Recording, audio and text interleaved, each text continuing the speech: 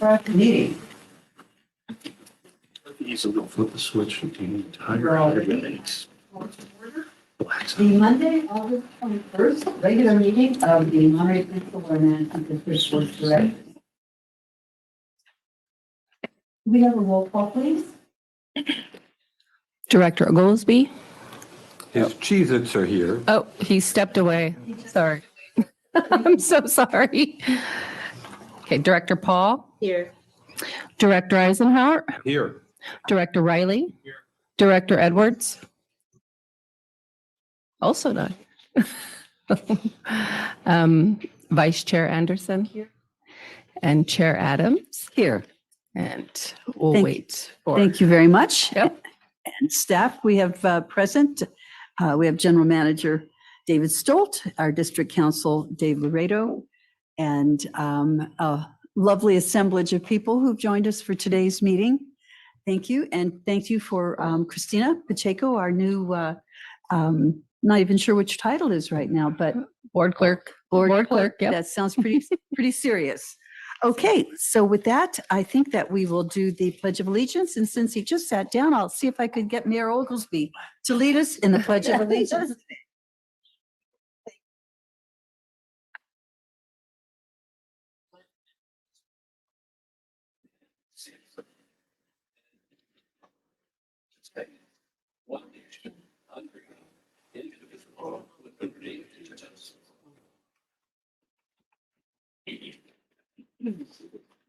Thank you all very much. Are there any additions or corrections to the agenda? There are none. Okay, thank you for that. And with that, we will go to see if there is any oral communication that we have from the public. This is your opportunity to address anything that is not on today's agenda. I see Mr. Rowley is coming forward. Excuse me. Good evening, Tom Raleigh. I happen to be president of the Fisherman's Flats Neighborhood Association, but I also own a condo in Hawaii, oceanfront condo. And I used to live there for 6 years before I retired here in '81. And in October this year, the gravity draining of the Red Hill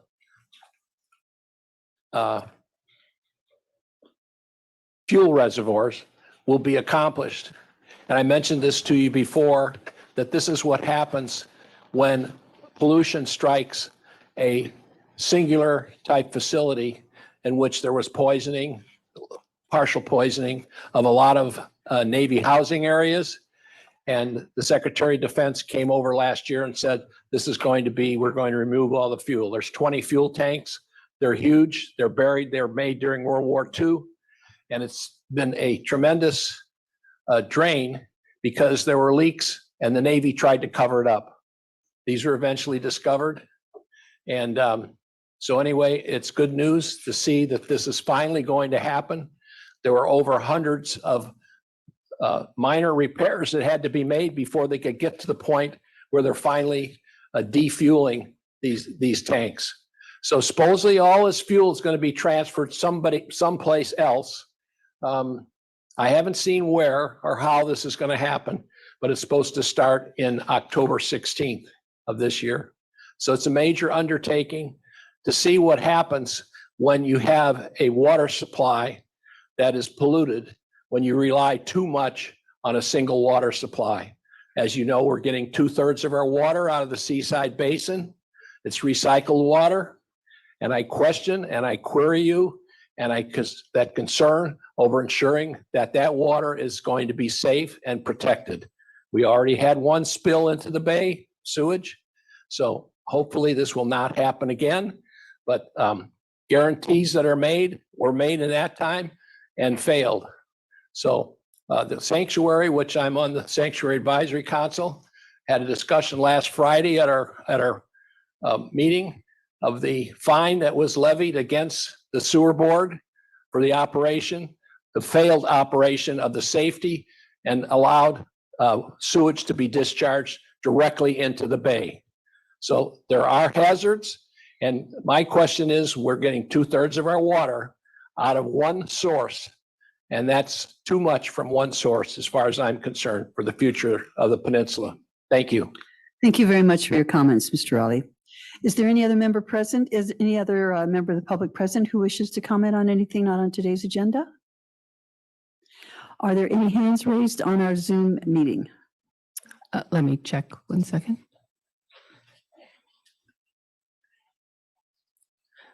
I see no hands raised. Great, thank you very much. With that, we will then close oral communications. You know what, actually, there is, I apologize. There are 2 hands raised, and it's Michael Bear. Let me allow him to talk. Okay, we'll start with Michael Bear. You have, your clock is running. You've got 3 minutes. We're glad to hear from you. Sorry, 1 second.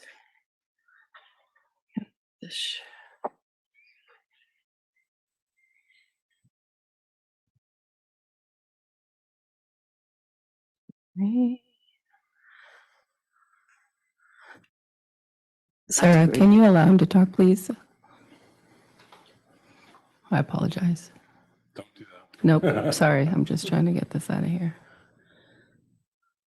There he is. He's back there. There he is. There we go. I'm sorry. Yeah, I couldn't find the unmute button. It just showed up. Good afternoon, everybody.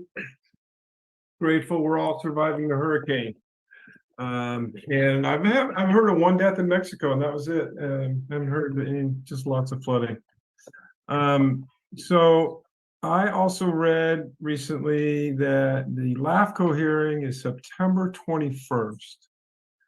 And I was very, I liked hearing that. I hope that is the date it actually happens.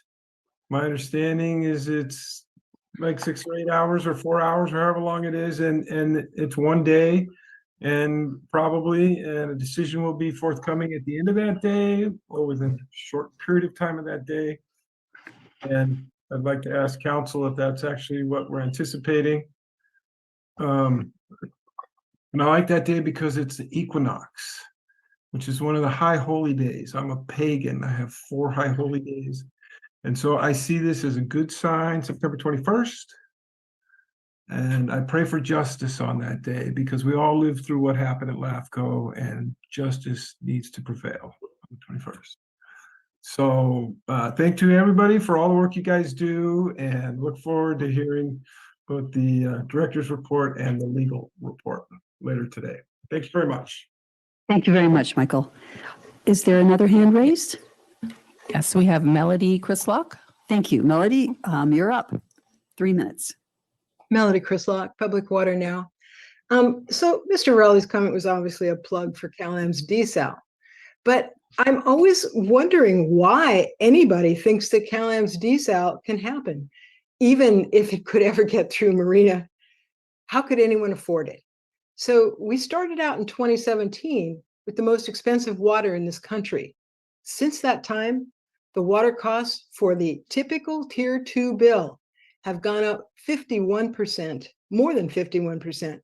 So the Office of Ratepayers Advocates estimates that the desal would add another 60 to 70% on top of that. Who will be able to afford any of this water if that desal plant were ever to be built, which I seriously don't think it ever will be. But I mean, I would really like the business community and Mr. Rowley to think about how in the world this could ever work economically. I mean, how can a business pay that kind of money? How can a typical resident pay that kind of money for water? This starts to become ridiculous. I don't know what they're thinking. You'd think by now they would have figured out how expensive that water is really going to be. Anyway, I look forward to the LAFCO hearing and hopefully Judge Wills will side with the voters. Thank you very much. Thank you, Ms. Chrislock. Are there any additional hands raised? No, I see no further hands raised.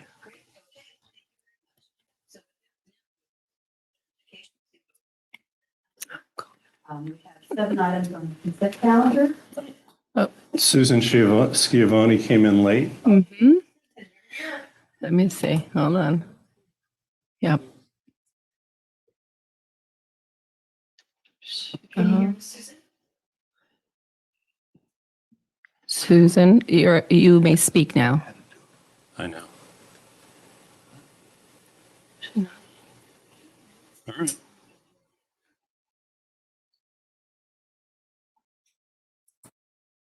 Sure. Oh, one more time. There There we we go. go. Okay, thank you. I didn't want to criticize what Mr. Raleigh said about the military water, but I just wanted to add one comment that said, I so support the district buying out Cal-Am because they are a much more trustworthy organization in terms of transparency and water quality and what you're going to do for our community in terms of water than Cal-Am has ever been. And I am sure that they're not now. They only reveal what they have to reveal. And so I just wanted to add that one little piece of comment and to support once again the district pursuing the buyout and following Measure J. And I hope sometime in the future we will have a public water agency which will address some of these issues locally about water quality quite well. And I also want to just say that I'm sure Monterey One and the district are doing the best they can to make Pure Water Monterey very good, drinkable, clean water and following as many standards as they can so that we have good water in our community. Thank you. Thank you very much, Ms. Shivani. Okay, last call. I see no further hands raised. Okay, that's it. I'm closing oral communications, moving forward to the consent calendar, of which we have 7 items. Is there anyone from the board who wishes to pull anything for either question or comments on the consent calendar? Yes, George? Okay, 2 here. Yep. I'd like to pull the item 1 for which are the minutes of the last board meeting for a couple corrections and clarifications. Okay, And then item 5. Okay. A brief comment. thank you very much. And you, Mr. Riley? I support pulling item 5. I do too. Okay. Are there any members of, is there any member of the public who wishes to pull anything from the consent calendar for question or comment? I see no hands raised at this Thank you time. very much. Okay, and I see no one coming forward. So with that, let's go to item number 1 to Ms. Ball. Thank you. Okay, so if just a couple corrections and a couple things that aren't clear to me that I'm hoping that we can get clarified. On page 5 of the hard copy of the agenda, towards the top of the page where the minutes summarize Susan Schiavone's comments about the Cal-Am meeting in Salinas. And it says towards the bottom of that paragraph, Cal-Am meeting was disassembling with a lot of vague information, and that should be corrected to dissembling, meaning hiding facts. Okay. Sounds And- serious. Thank you for catching that. You're welcome. At the bottom, at the same page toward the bottom, the next to last paragraph, discussing the Carmel River Basin. And it says the Carmel River Basin at 1,411 acre feet is about 500 acre feet over or under in June, and I don't understand what that is saying. Just strike over or under. I thought we did some corrections to that and We did, and this isn't the final version, Yeah. unfortunately. so Yes. it's being correct. Okay. Thank you. Yeah. We can make corrections now. Mhm. Yeah, it's not going to Because change they the wouldn't- substance. The It- sentence basically says in June, there was approximately 500 acre feet, I think the room 497, added to the Carmel River diversions, which brings it closer to its water right. But there's going to be some additional discussion in this topic tonight. Okay. Thank you. Yeah. Very good. And then turning to the top of the next page, page 6, discussing the 3,500 acre feet delivery total for the water year and fiscal year. Can you clarify what I'm sorry, which one? Under, at the top of page 6, talking about the pure water Monterey delivery of 3,500 acre feet for the Yes, year, and it says for the water year and fiscal year. correct. What is- So it reached 3,500 for the fiscal year. Yeah, and this is probably a misinterpretation because it's only got 2,900 for the water year, which starts 3 months after the fiscal year and ends 3 months later. So we'll correct that. General counsel just made the suggestion that we'll just pull the minutes and add them to next month's Oh, okay. agenda for consent so we can get all of these changes. I think that's a Yep. good idea. Okay, Yep. Good. Thank you. all right. And then I had one more, but I've given that to the board clerk, so that can be done Great. before the next. Excellent. Good. Okay. Thank you very much for that. And now I will go to Mr. Riley for item number 5. I was only curious if staff could just give us a 1-minute review of what changes in the channel have occurred. Just briefly, an overview of just what's changed. So could I make a add on to your comment? This was so fascinating to me. I wanted to know essentially when the last update was and if we could schedule having an update on this project because it just is such Well, a, and I think this is going to end up getting kind of subsumed. We've got a call tomorrow with Monterey County Water Resources Agency on an update to the FEMA study. So FEMA does a lot of work where they look at transects as well, and they're the ones who define the 10-year flood, the 50-year flood, the 100-year flood, and puts those lines on a page.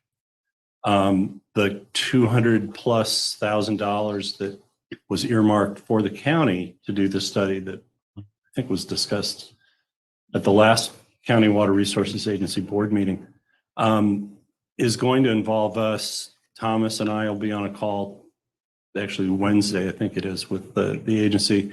But some of this work is going to be useful, I would imagine. But anyway, you want to talk a little bit about Sure. Director Riley's Yeah. question? So, And then, when San Clemente Dam came out in 2015, there were several people looking at how removal of the dam would impact reaches downstream. But prior to that, the district has had a long history of tracking what they call the profile, which is the low flow channel of the river. And what it has shown over time is that because of 2 reservoirs, we had what you call a sediment starved river.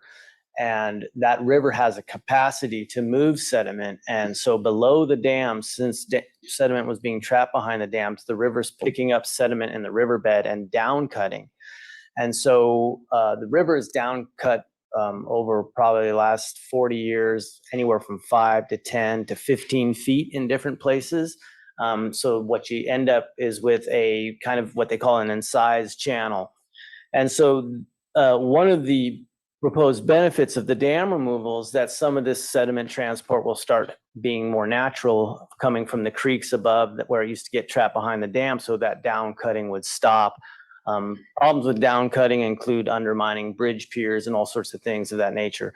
So what we found was, and CSUMB found, is that with the dam removal, a slug of sediment did come down the river. And it did fill in some pools temporarily, and some have now since scoured out. But it's kind of a changing situation, but it's very important information because what it looks at is if you have a certain amount of release of sediment, which was behind San Clemente Dam, not a ton came out but there was a portion they left on purpose to migrate through the system. And so it's kind of tracking how that worked its way through and what the river is doing over the long term. So basically a survey like this is not as detailed as what the county is going to do. If they're going to look at flood elevations, they're going to do cross sections at a much tighter interval, and they're probably going to have much more solid control on their elevations and their mapping. But what this does is it tells you what kind of sediment is in the pools, whether it's sand, gravel, or larger material. It shows the elevation changes at various locations, at various cross sections. So the county is going to have a lot more cross sections when they do their modeling. This is a subset of cross sections, and also probably at different locations.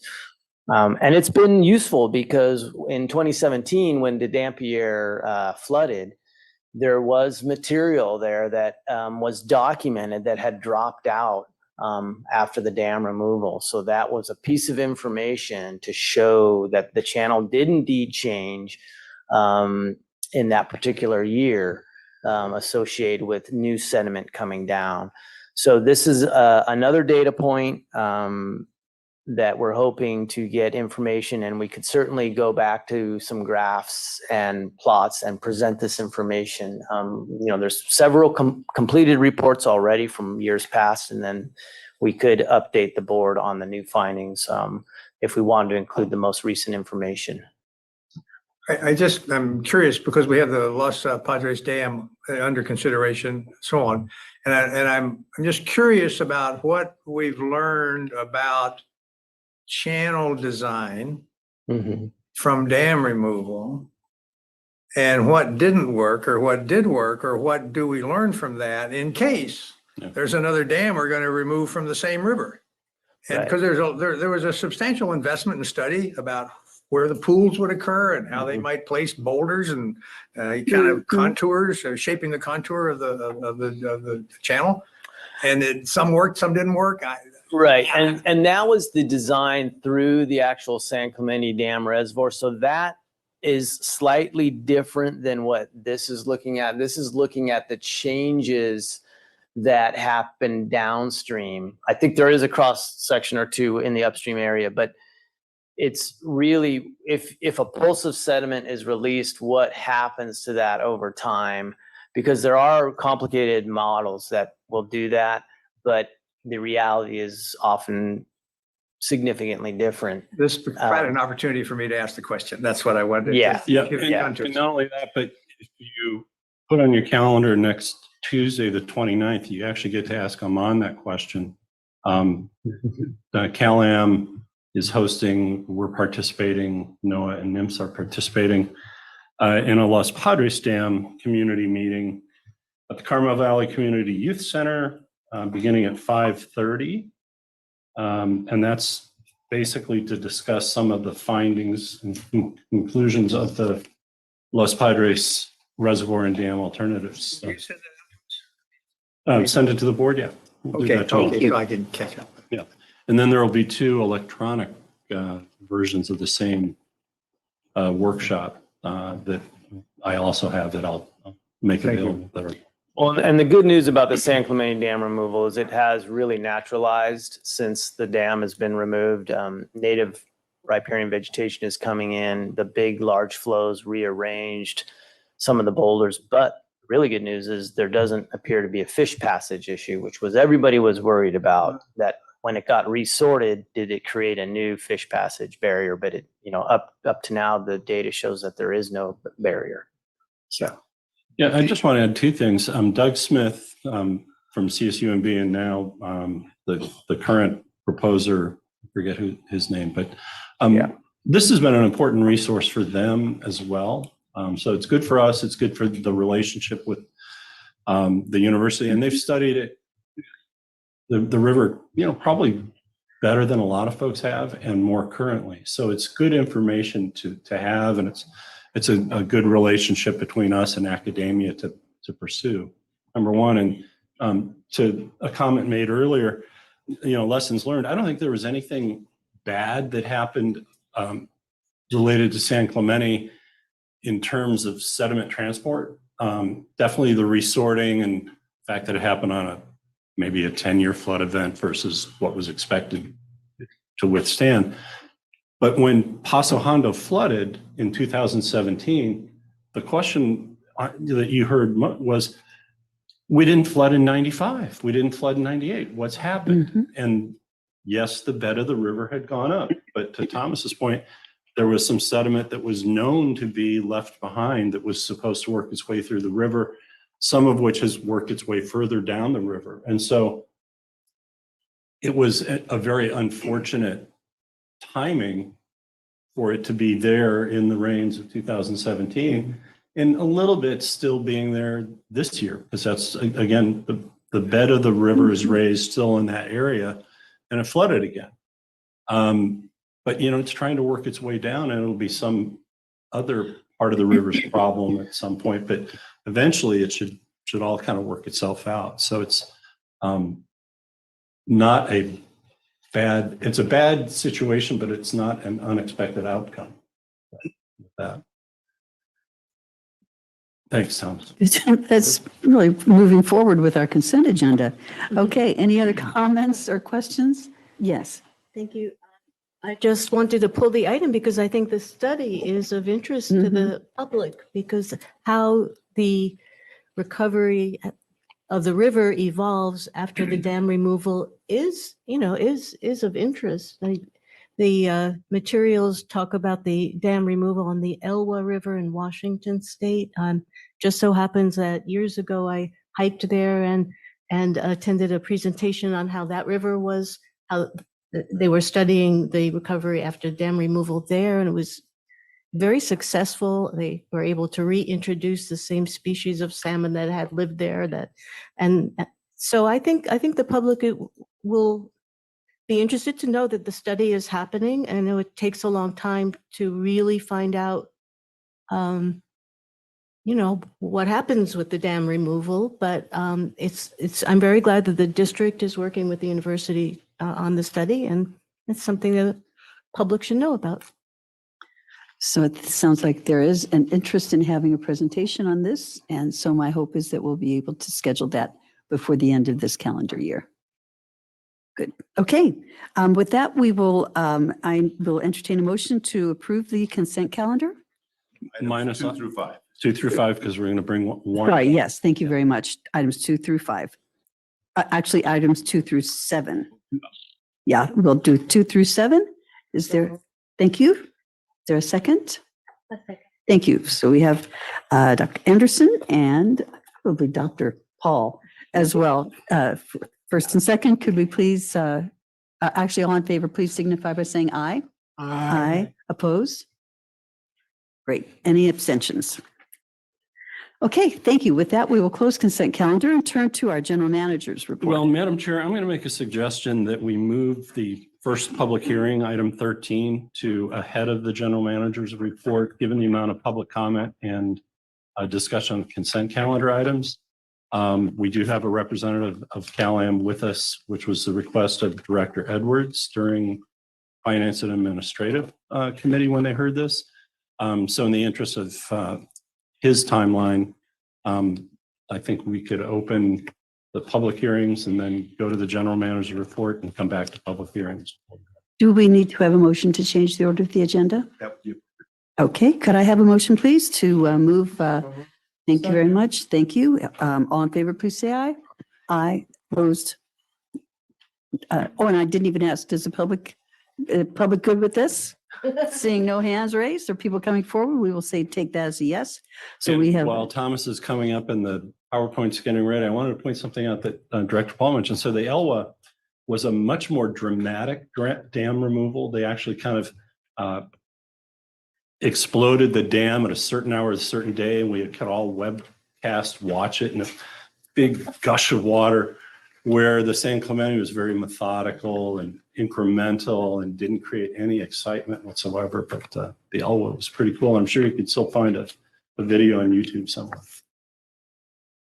Okay, you're on. Okay, well, Thank this you. is action item 13. I'm stepping in for Maureen Hamilton, who's the lead in all the communications for this item.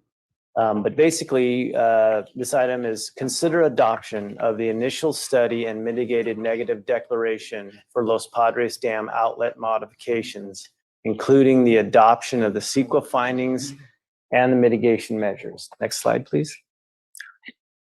Did you want? Oh, sure. Easier for you. So basically, California American Water is proposing to modify an existing low-level regulating outlet at Los Padres Dam and Reservoir. That outlet, just think of it as the drain in your bathtub that had a mudslide that covered it up a little bit. And it still functions, but it doesn't drain properly. The three primary goals of this project are to meet California Department of Water Resources and Division of Safety of Dams, the mandated requirement that they could drain the reservoir if there was an emergency. It's also to supply the Carmel River during the low flow summer season to meet inflow stream requirements and to restore water supply to these existing fish trap and ladder. So water is currently being released from Los Padres Reservoir now through a siphon. And in some cases, when it gets lower, they add a pump. And the reason they have to do that is because this outlet is compromised. And the goal is to get away from the siphon again and get away from having to use a diesel pump to bring the water up and over into the Carmel River below. Okay, let's see. Is it going here? Oh, Is it not working? it's not going forward. I got it. So basically, this project is necessary because in 2018, 2019, and 2020, rock slides on the side of the reservoir covered this outlet with mud, rock, and debris. It's not completely plugged, but it can only release a small portion of water. Currently, it can release up to 1 to 3 cubic feet per second. But in the past, it had been operated up to 10 and 15 cubic feet per second with a maximum of 30 to 50 CFS. So you can see here, this is the slope that failed. This is, if you're standing on the dam and you look to the right, this is the slope that failed, and the 980 inlet is underwater over in this area and has been covered with debris and rock. And it has continued to slide periodically. The last one, big one, I think was in 2020. So the project has several aspects. This is this outlet that we're talking, here's the slide on the aerial photography. This is the outlet that is compromised. The project would create a connection to the compromised outlet and have a pipe laying on the bottom of the reservoir and a new inlet to release water from the reservoir. And that way, if the slide continues, it just buries basically a pipe that is self-contained and can't drag in any other sediment and debris. There's also a set of valves down here that are going to be replaced, and those valves are what control the flow of the pipe that runs through the dam underground. And then a new pipe replacement to the actual fish trap and fish ladder. And then some modifications to the road here. There's a really tight turn, and they would do some excavation and make this turn easier for trucks to get into. So those are the basic three components of the project. So the purpose of the initial study and the mitigated negative deck that everybody had a chance to review is to satisfy the California Environmental Quality Act, which requires a public agency to review the potential effects of a proposed project actions on environmental resources. The initial study was the first step to determine if the proposed action would have significant environmental impacts. And based on that initial study, it was chosen that a mitigated negative declaration is the best path forward, and that was what was prepared. That was given a 30-day public review period, and the lead agency considers this before approving. And then this, if approved today, would allow CalAM to move forward and apply for additional permits for this work. So today, you as the board of directors are acting as an independent body to consider all the information in the record, including the draft final initial study and mitigated negative declaration, the comments from California Department of Fish and Wildlife. They were the ones who gave a set of comments, and additional written or oral comments received today, if there are any. And the recommended action would make a determination that the project will not have a significant effect on the environment with the proposed mitigation measures. So let's just go through some examples of impact categories. There's biological resources, geology and soils, hazardous materials and hazards, and wildfire. With any kind of project like this, mitigations can include minimizing the footprint, having a very specific work area, containing work in the water, such as using a silt curtain to prevent any kind of stirring up of debris on the reservoir bottom, preventing it from propagating through the reservoir, doing pre-surveys for special species of concerns, raptors, any kind of steelhead if they're next to the valving area, and to just kind of remove or avoid those areas if you have to. And also construction hours and worker training and restoring disturbed areas is also kind of a mitigation effort. So with hazardous materials and wildfire mitigations, you can have fire extinguishers, you can have fire prevention and suppression training, properly stored materials, and store temporary electrical equipment, power equipment, and dust collecting devices. Oops. Did that do it? Ooh. And no smoking. Let's go one back. Okay, let me see. Sorry. All right, here we go. And yeah, so then that kind of covers hazardous materials and wildfire.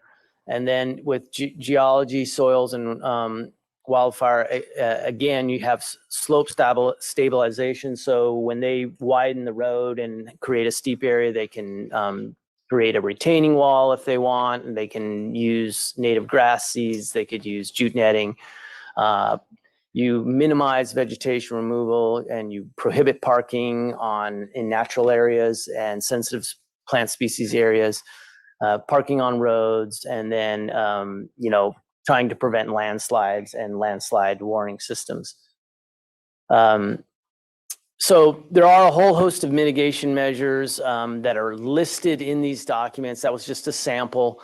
It's important to note that, after the board makes a decision on this tonight, there are a whole bunch of other safeguards, which are the individual permits that they will have to get, that will have their own set of permit conditions from the regulatory agencies.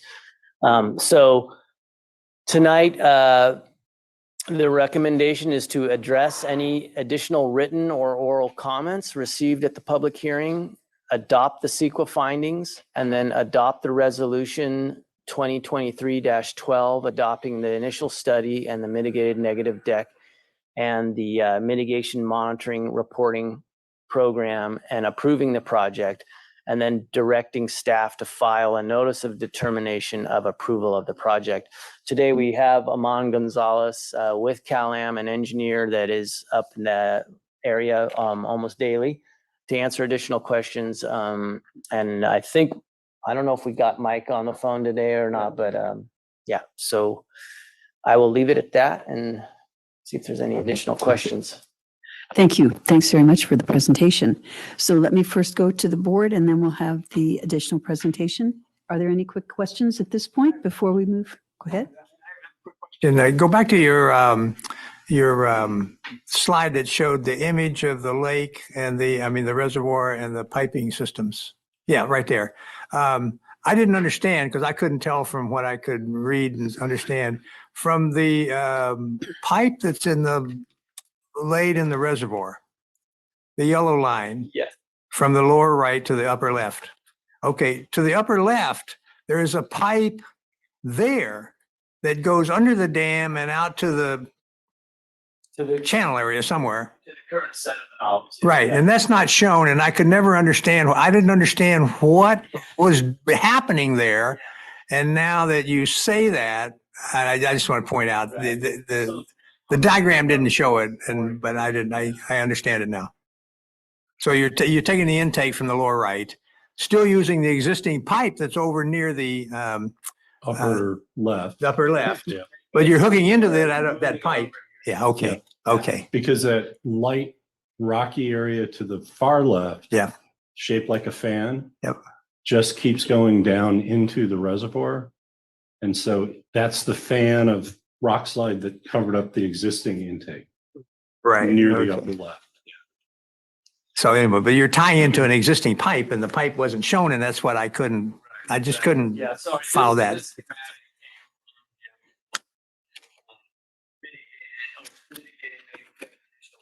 Document, and yeah, that would have been a good addition there. Okay, that's my only question. Thank you. Yes, Ms. Ball? Yes, question about the recommended mitigation or mitigation to protect endangered various wildlife species. So some of the comments and responses talk about consultation. The mitigation would rely on consultation with federal and state wildlife protection, federal or state wildlife protection agency. So my question is, how involved are those agencies when during the implementation of the mitigation? Because the plans seem to, say if a species is found, then they do this. If it's not found, do they monitor? Do the Fish and Wildlife and so on monitor the mitigation efforts? Yeah, so based on my experience, when you receive a permit from these agencies, they have very specific language that if you encounter something within a certain distance of your work area, you're supposed to notify them immediately. And that's usually when they will discuss the best option amongst themselves and the team that's doing the work. So for example, if you were changing valves and you ran into red-legged frog right next to them, you would notify them and they would say, okay, well, we want you to stop until you have someone remove the frog from the area. And then they usually allow you to proceed after some kind of action like that. I've heard other instances where equipment, in the initial plan was supposed to stay in one particular area, but they couldn't reach something. So then they asked for special permission to actually put, a piece of plywood down on the riverbed and take one extra step with the equipment to get something. So whenever something gets, let's say some critical, it's usually a phone conversation where, or an email chain where they resolve the issue over a matter of a day or two. But it's usually, a consultant like who would be on site doing the biological monitoring. The district will probably be there as well. We've monitored the lagoon when they breached it to look for steelhead and make sure that steelhead weren't getting flushed out to the ocean, or equipment wasn't like running over something of that nature on a stream bed. So Thank you. yeah. Any other questions or comments on this part?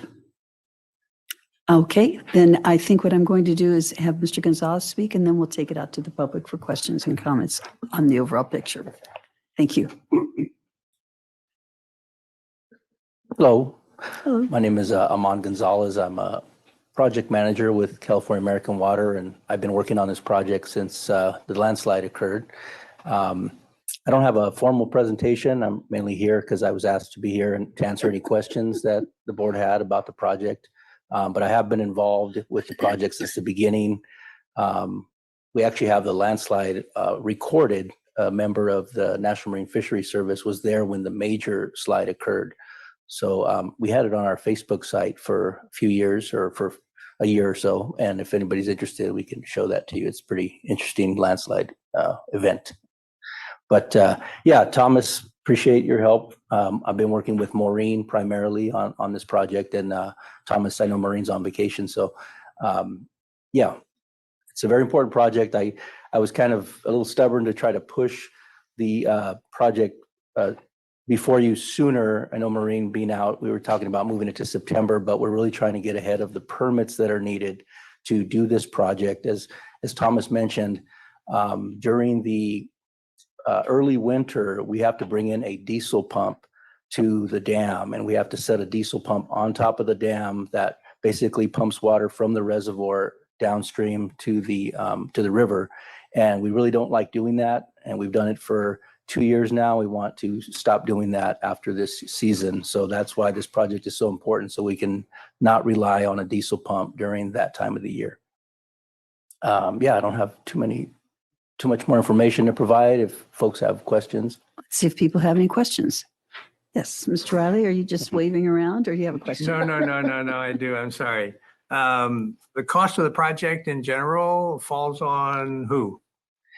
This would fall under a couple of different buckets. One, it's an insurance claim because the landslide was unforeseen. So we would be applying for insurance money through our insurer. And anything that wasn't covered by the insurance company would be borne by the ratepayer to continue to operate the dam per the And is there a requirements. ballpark number for that?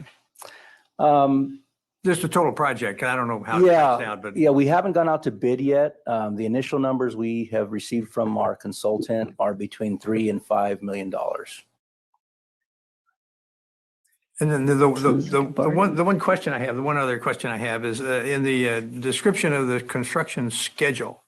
There's a little cryptic phrase here that says the only proposed improvements in the outlets and the pipeline at this time. I'm just curious if there's some contingency fears or something about the scope of the project. Is there some fear that there may be another 50,000 or some large number that might be I don't know, discovered as you proceed? No, my understanding is the scope is pretty well defined. I mean, obviously this is underwater work. So sometimes you can find surprises when you're digging up trees and boulders that have plugged the outlet. You might have to go deeper with the caisson that we're building to protect the existing outlet, where we're going to make the connection of that pipe. It's not shown anymore. But yeah, the scope is pretty well defined. Okay, thank Yeah. you. Any additional questions from you? Yes. I have a couple of questions. The first one is about fire mitigation. So you know what it's like up there in terms of the surroundings. There's going to be a lot of trucks going in and out. Is there going to be some concerted effort to remove like the grasses alongside the road so they can't start a fire and just really protect? Yeah, typically area. what happens, and I was involved with the San Clemente Dam removal project, and what happens is once we get all the requirements by the permitting agencies, we require the contractor who's doing the work to submit a safety plan, and they address fire in that plan. And that plan gets reviewed by all the permitting agencies. And it basically has to address any concerns, any fire concerns that the permitting agencies have. Okay, I have a second one. Might seem a little paranoid, but I heard a story today about the fires in Canada. And they were trying to evacuate that one town, and the road down below got closed from the escape over the bridge because overnight, I guess, I don't know if it was a weekend, I don't know when it was, but overnight, a bunch of equipment, fire equipment got stolen from the place that they had, put it for safekeeping, put it until they could continue the next day. That happened 3 times in a week. And so I'm wondering, you're going to have somebody camped out there with a big dog? How do you protect that kind of thing? It's so far away. I mean, it's really Dog remote. with a surprise word. It is remote, and we have had things stolen both at the San Clemente Dam site and at the Los Padres site. It's happened. In this particular case, because of the amount of equipment that we have out there, we would likely have security fencing around any critical equipment. We typically don't have somebody posted there 24 hours a day, but there's also the possibility of putting cameras in to watch things overnight. So that could be addressed if there was a concern there. They had vehicles taken and, big stuff. Mhm. So you don't want the public to pay for that. Right. Yep. Thank you. Thank you. Thank you, Chair. Hi, a couple questions. The first is on what you had raised about the cost being perhaps in response to Director Riley's question that there may be some insurance coverage here for the slope slide. Yes. Do we know if in fact that's correct? We've submitted a claim to our insurance company, and we are basically tallying up all of the costs to date, including the future costs, and we will update the insurance company with basically, once we get our bids in from the contractor, that's when we're going to basically resubmit that to our insurer to get an opinion on what they're going to cover. This slide occurred when? What year? 2018 was the first slide, the big slide.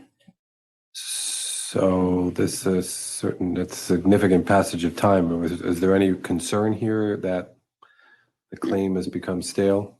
No, I update the insurance company pretty much every 3 months that the project is still ongoing, and it's taken time mainly because of the permitting involved. Sure. Yeah, so I update the insurance company. And do we have any sense about what the amount of coverage is and what we could expect or hope? I don't. Yeah, I don't have $5 it. million for the project. How much of that do we think would be not borne by the ratepayer? I don't have that update right now. I could find out and get back to this group if you need an answer. That'd be great. Even just an email to the general manager, and then that would be awesome. That would be really good. All right. The second question, completely different topic. The failed slope. Looking at the picture, I'm no geologist, but that looks bad. It looks very unstable.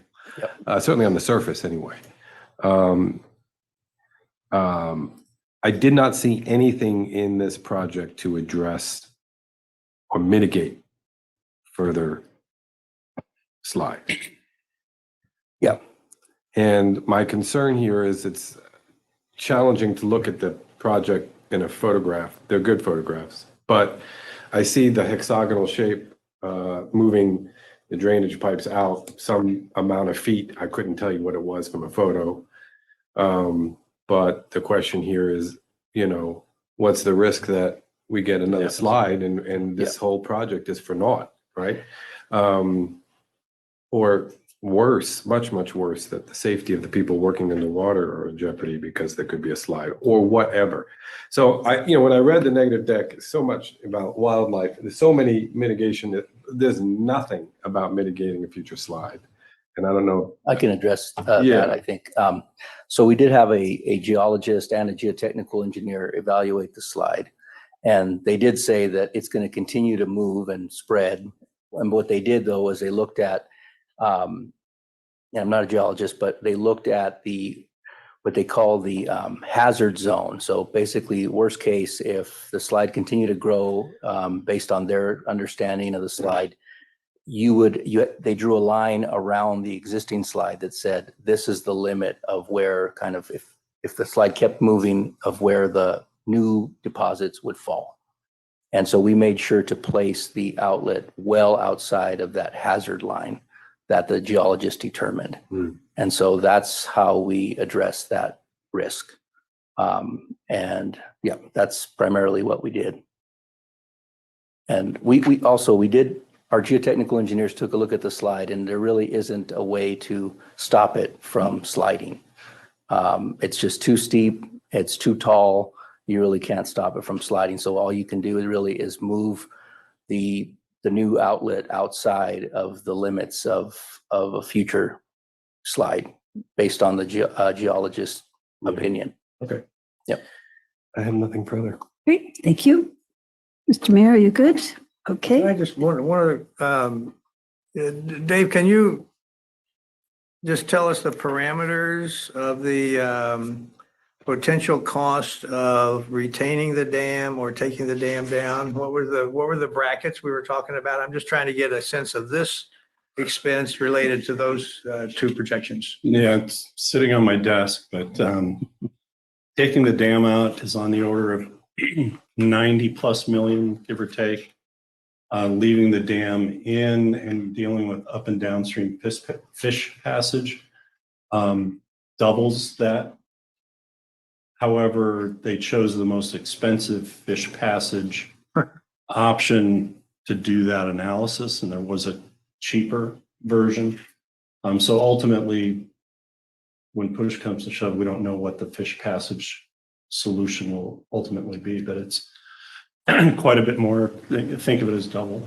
Well, and But you're, then just think of it as it's 100 million at the cheapest and two at the most expensive. right, that was the bracket that I Probably was kind of had in my mind, and I just wanted to know the scale of this compared to those two brackets. Okay. And I can kind of speak to that a little bit.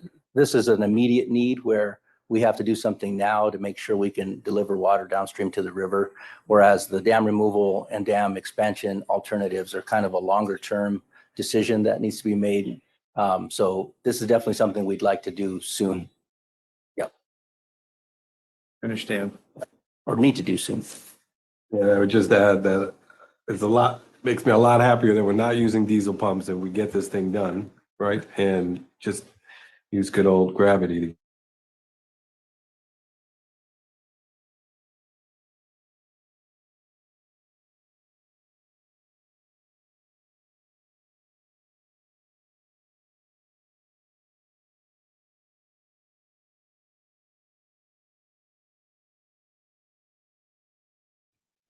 I can't hear. Hi. Okay, you can hear me? Can you hear me? Okay, Yes.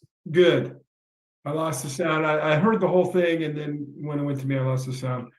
I want to thank the presentation. The question I had, this is quite a piece of engineering. It was very interesting. And I appreciate the question about this, are we doing the right thing? Lost my train of thought for just a second. It's coming back. Oh, yeah. So all of the permits, is there kind of a timeline? Like, it just seemed complicated. You got Department of, Fishing, and you got 4 or 5 agencies you got to get permits from, and just how quickly does this move? It sounds like you're trying to get it done this year, when the water's, this is the last year that you have to, use those pumps, get it fixed. So I am curious about that. And I just also want to comment that I really like the metaphor of imagine a bathtub with a landslide, a mudslide in it, because it really is beautiful.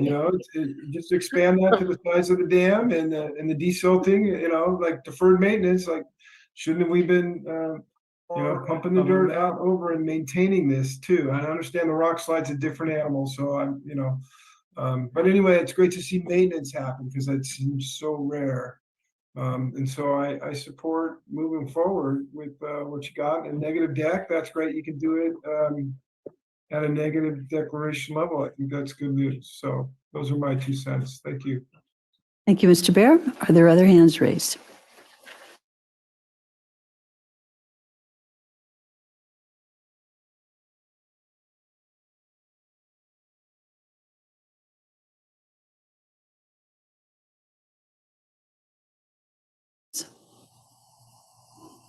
If yes, unmute yourself and we're ready for your comments. Here we go. Thank you.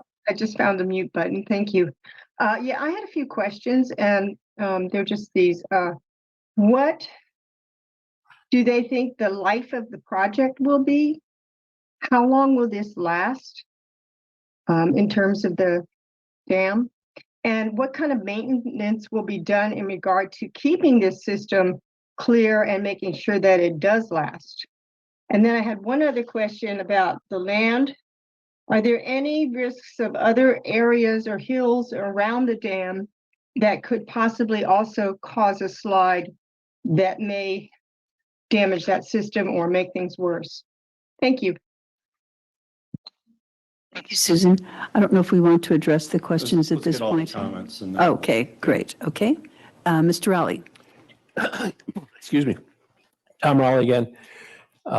Many years before Mr. Stolt arrived, I gave the general manager a video of a former Navy shipmate of mine that had portable dredging equipment that was used to dredge around rivers in Florida. He had a business and he operated for about 10 years and then went out of business.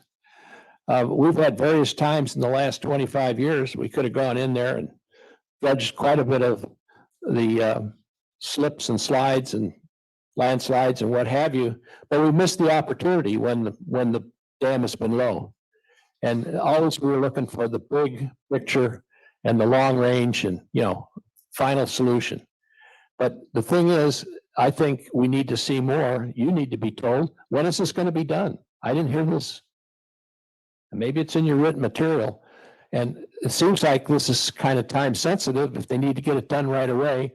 And it's relatively inexpensive considering the big picture on the dam, whether the removal 100 million, 200 million, what kind of fish ladder. But the thing is, I would want to be pinned down. When are the permits going to be? What is the timeline on the project? That's the important thing. Is when's it moving forward? Thank you. Thank you very much. Are there any other hands raised? I see no further hands. Excellent. So So let's address a few of those. thank you. And let's not mix up the Los Padres Reservoir Dam and Reservoir Alternative Study with this project. I think we talked a little bit about it. And, dredging was looked at in the context of the alternative study. So a reader can go find that. There's a link to it on our website. And dredging is a lot easier to do in Florida where it's sandy soils, and North Carolina's Outer Banks where there's sandy soils than what we have up here, but it has been looked at. There was a question about other exposure to landslides and so forth. I don't think that's been looked at. There's not been 100 geologists that went section to section, is my understanding. This is the problem that they have and that they looked at, but it does translate to the life and maintenance of this project. The whole goal of that new intake is to be outside the fan and the zone of continuing slide from this slide. So, and I'd say its life is indefinite until some other unstudied landslide might happen. So, I think that's where we're at. And on timeline, you touched on it, Aman, if you would just repeat what you're looking at for the benefit of the crowd. Yeah. Does it restate my name, or you guys know me? So we have all of our permit applications completed. They're just waiting for this approval, and then we'll get them into all the agencies. The agency approvals can take some time. We're estimating 6 to 9 months for the agencies. So we're not looking to start this in 2023. This would be in 2024 when the reservoir level is low. So summer, fall of 2024. Thank you. Thank you for that.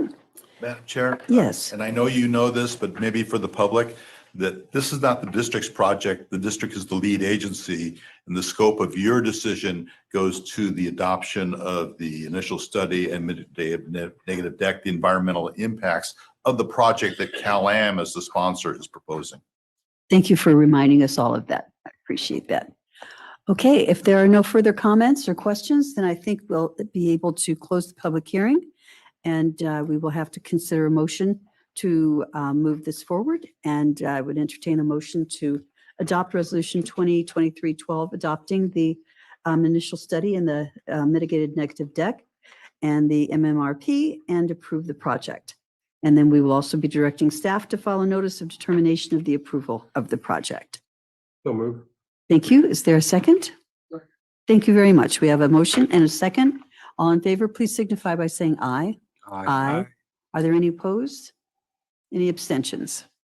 No. Okay. Well, with that, thank you very much for your presentations.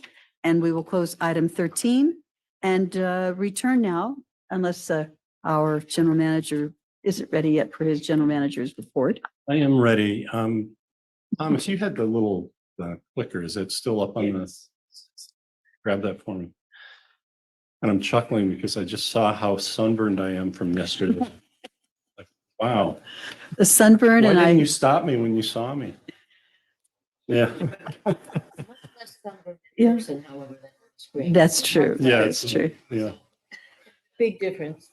Yes. I don't know why the screen exaggerates. the way it Yeah, does, but- no, it's kind of amusing. Okay, if I can get this group back together again, no more talk about the sunburns. And We I'm will gonna get glide back to. through the status report but I do want to highlight two specific issues while we're in there. But before I do, I want to let you know that we received our first FEMA reimbursement check last week. Excellent. It was only for a little over 15,000, I believe, but it's a start, which means now we'll be in regular progression until we recover some of the damages that we incurred during flooding. Okay, so moving forward on the, Is it not working? go I ahead, can go ahead. I may be out of range. Let's pause here for a second. And this is where I want to highlight a couple of things that are going on that we're going to have to figure out how to address moving forward with CalAm. You see here that the actual Carmel River Basin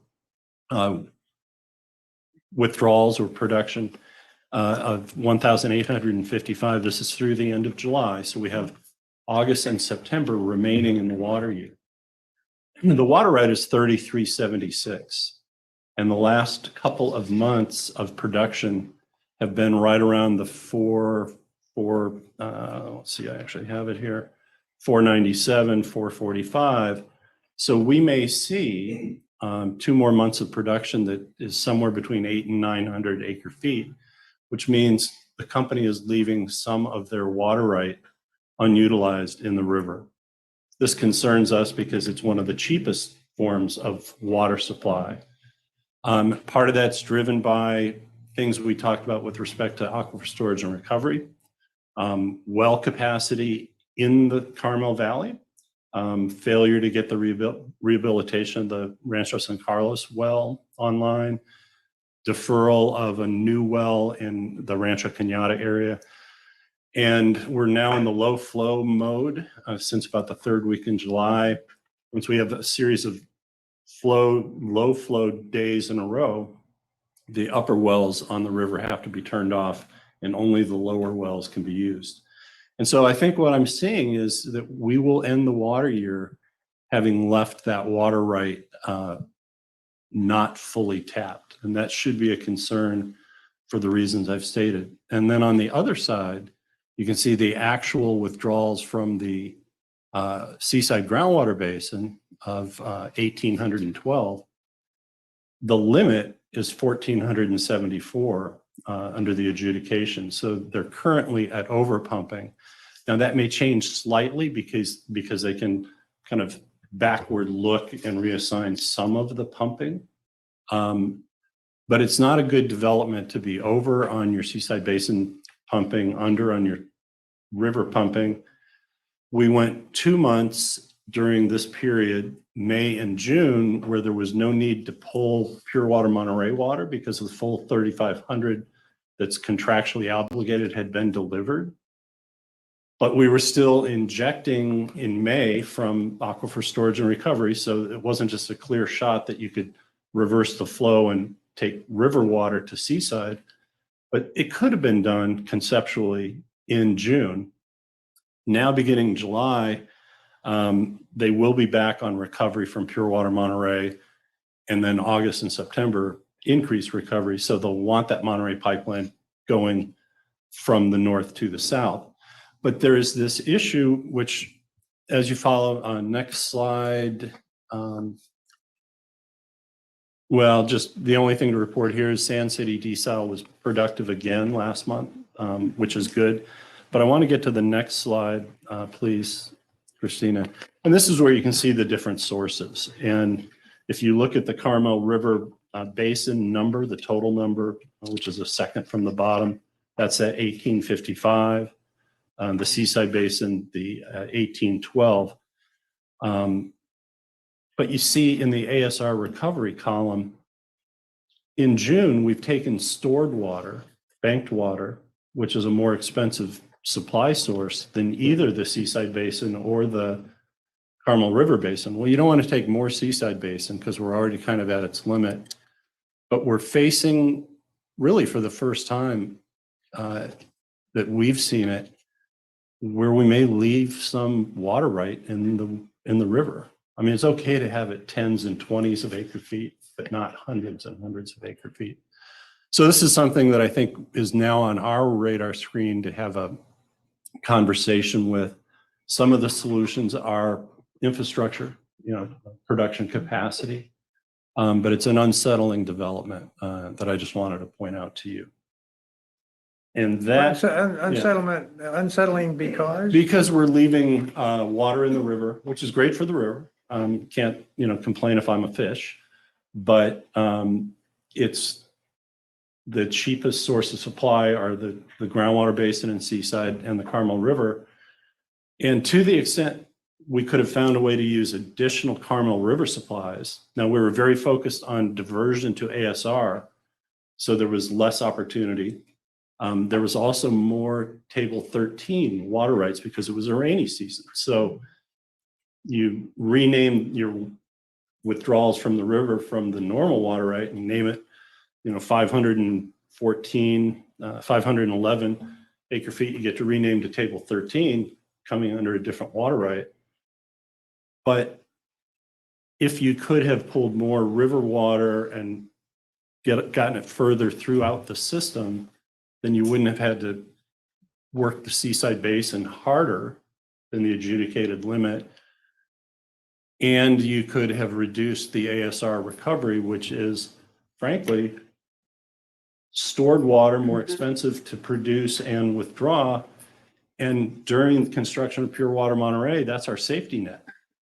So you want to keep that safety net until you've got this new supply online. So I'd really hate to see it happen again, but we have been looking at some of the PUC filings related to some of the new and rehabilitated wells in the Carmel Valley. And the timeline's probably not in favor of not repeating this again next year. So I think we may have to look at trying to compel a little more action on getting the rehab wells online, getting the new well started so that it's available during the construction period for Pure Water Monterey, because otherwise we'll be squandering stored water that, again, is your safety net. So. Sorry, question? May I? Chair, thank you. I'm not following the ball on this one. What is your understanding as to why this is happening? So let's just focus on the Carmel River column. So they have rights to 3,376 acre feet. So at the end of the water year, which is 2 months away, you'd want to be pretty close to that. Right now, due to well capacity and demand, they're going to be in the 450 to 500 acre feet per month those remaining 2 months. So let's say you're going to get 900. You're going to end up finishing at 2,700, and you've left 600 acre feet in the river. You go to the next column, they're overtaxing the Seaside groundwater basin. So it's how come we can't get that extra 600? Well, one answer would be, well, we got lucky, it rained, and we got 511 acre feet, and we renamed it Table 13. What we really want is it to be additive in a rainy season. You've got your 3376 and whatever you can capture as Table 13. So right now they're kind of offsetting, but you didn't get that extra bump. And so it's that extra bump that you have under your existing water right. And the way you can't get at it is either you don't have the well capacity, which I think is an issue here that we need to investigate further, or that the timing didn't work, that you could reverse the flow for a month. I mean, if they weren't pulling any Pure Water Monterey water in June, and we've quit doing injection to the ASR at the end of May by our water right, well, there was 1 month where they didn't need the Monterey pipeline necessarily moving water north to south. Could the flow have been reversed for a 1 month period? We did discover in February that the reversal of flow and changing the system has its consequences as well, because you're moving pressure areas and you can have some leaking and so forth. But it's crying out for some conversation between us and Cal-Am as to what can be done so that you don't leave 600 acre feet on the table. Are we having any of those conversations at this point? I put on a call to Chris on Wednesday, but he was out of town. So we'll take all of this in conjunction with our quarterly water budget setting and so forth.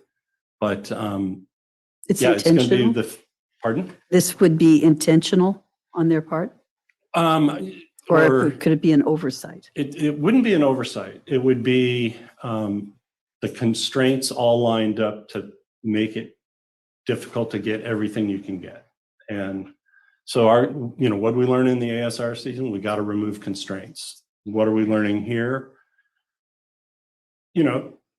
January 1 of 2021, they promised to finally be within their limit on the river. And there was a whole bunch of discussion about how challenging that's going to be because they're going from 7,000 acre feet per year or 6,000 acre feet per year. 3376 was going to be really hard. And here we might not even see them at 2,900. That's not the way it should be. So we will be kind of looking into, this is a compliance report. They're definitely in compliance on the river. But who would have thought it'd be this far? So that's pretty much all I have to report on this GM report. Ian? And so there's nothing we can do to make them comply. I mean, what I'm getting to is, constraints and challenges. But I agree with you. Couple 100 acre feet, that has to be something we go to the mat to maximize. We can't sit there and just allow them, and intentional or not, we don't know. But how can we as a group say, well, it's okay this year, 600 acre feet, 700 acre feet next year, 800, it's just, Yeah. right? And So, to your point, really not okay. well, no, Yeah. it's okay if we don't do nothing about it. And so that's the thing is, is there a standard? Is there a level that we can get through legally to how can we make them maximize it, giving you guys enough information where you feel comfortable by saying, well, this year it was a whole bunch of challenges and we know we're going to leave 200 acre feet in the river. But if we don't start saying, and we may not have the ability to see the inner workings, and if we don't, then we'll talk about it all the time. But 600, 500, 400 acre feet every couple of years adds up, and it's not adding up to the benefit of, our constituents. If I may comment, we are certainly not the operator. Cal-Am is the operator. So we are observing how they're operating. We're still identifying what the reasons they have for this. Is it intentional? Is it just beyond their control from their perspective? And so I think we're fact gathering. Once we put the water year to rest and we then see what in fact they did, then we can talk about what action mode we can take as a regulator. Cal-Am has multiple regulators, the Public Utilities Commission, as well as this district. Cal-Am's in the middle of a general rate case. This is quite interesting information and data that can be put into testimony with respect to Cal-Am's operations and what Cal-Am's needs are. Do they need more equipment? Do they need, the point being, when they make a decision, if their decision is to use more expensive rather than less expensive water, that certainly affects the ratepayer. And the question is that prudent operation? And should Cal-Am have the freedom from the PUC to operate that way? And then we are a regulator ourselves. I'm not suggesting that we jump the gun in terms of regulating. We do have the annual budget. When we put this water year to bed, we'll be talking about the next water year, and then we should have that in mind. Find out what Cal-Am is willing to agree to as the regulated, and then if what Cal-Am is proposing is not sufficient, then I think we have some regulatory powers ourselves that we could impose upon Cal-Am. But at this point, I think it's premature to say what can we do or what should we do to Cal-Am. I think we need to find out a bit more as to what is their take on this. Certainly, this is not a good situation to be in. No, I don't think it's premature to ask what we can do because you laid it out, which is, I know this year's passed, right? And I know you're gathering information, But as you gather information and come back, we need to be prepared to hear what we can do. And so I know we're not going to do nothing tonight, but if we leave here tonight saying that we're not concerned, we're just asking questions and we don't plan on doing anything, then we're going to find ourselves next year the same way. So I'm willing to wait for your guys to come back, council and district manager to come back and say what are some of the opportunities and choices that and that we can make.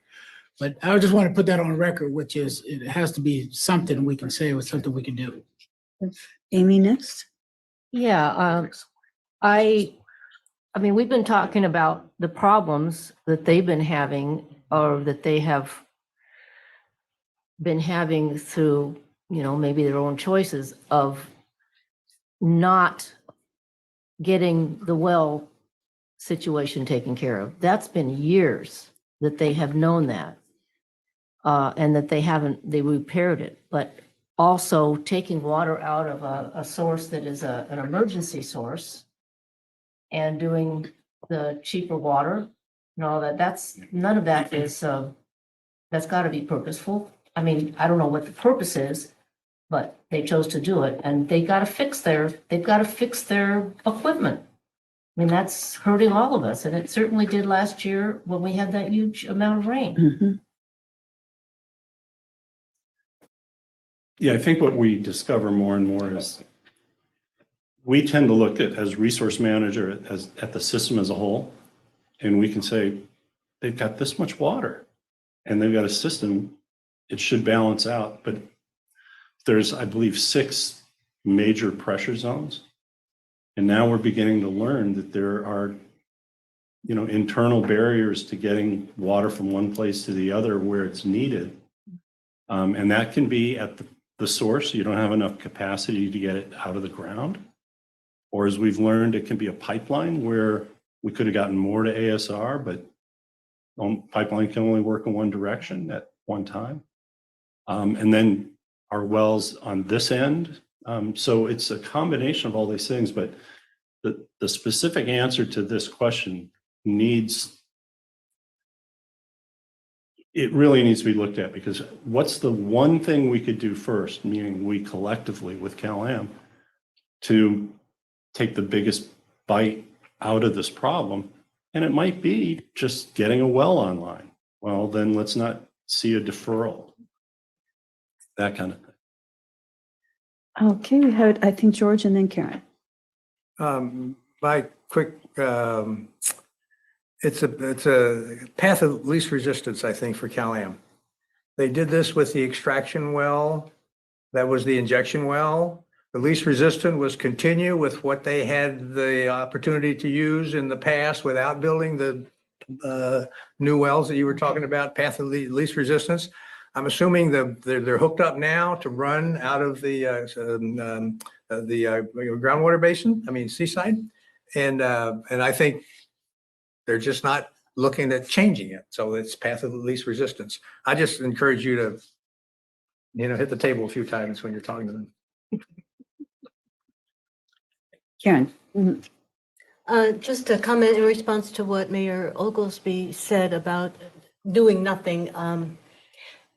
As General Counsel told us, we are currently in fact-finding mode. So we do need to really find out why they made the decisions they made, okay, and have a better understanding. That doesn't mean we do nothing. I think, Dave Stolt is, the purpose would be to figure out how to prevent this from happening again next year or subsequent years, or what kind of infrastructure solutions are needed, or and timing and so on.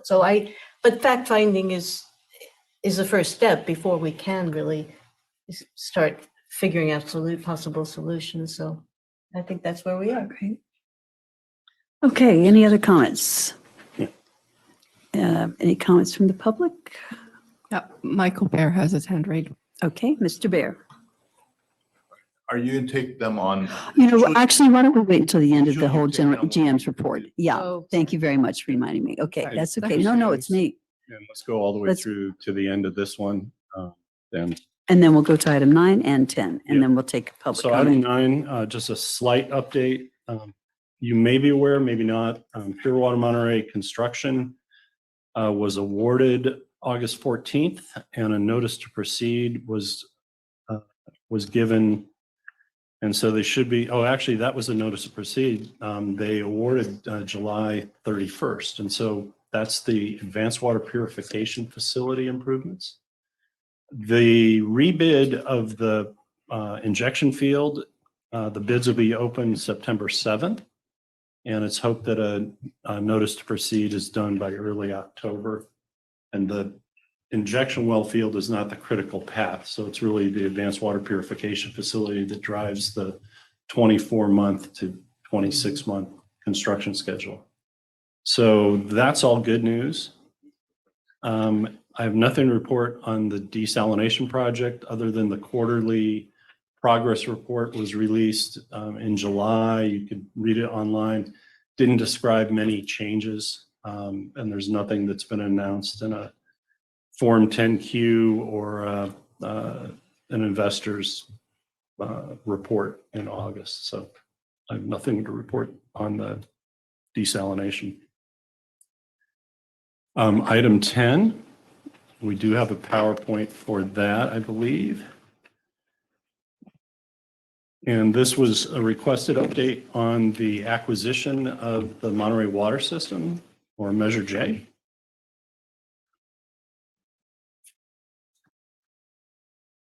And we'll give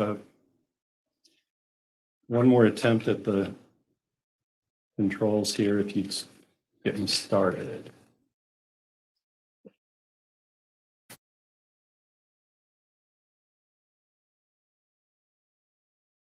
Yep. Yep. Great. So how did we get here? Measure J passed in 2018 with a fairly significant majority. In effect saying if and when feasible, we are to own all water systems within our service area. This is a mechanism to basically allow the voters to create law. It established a new rule under our rules and regs through an ordinance that's not reversible without another vote of the public. A reminder of why we would pursue public ownership at all.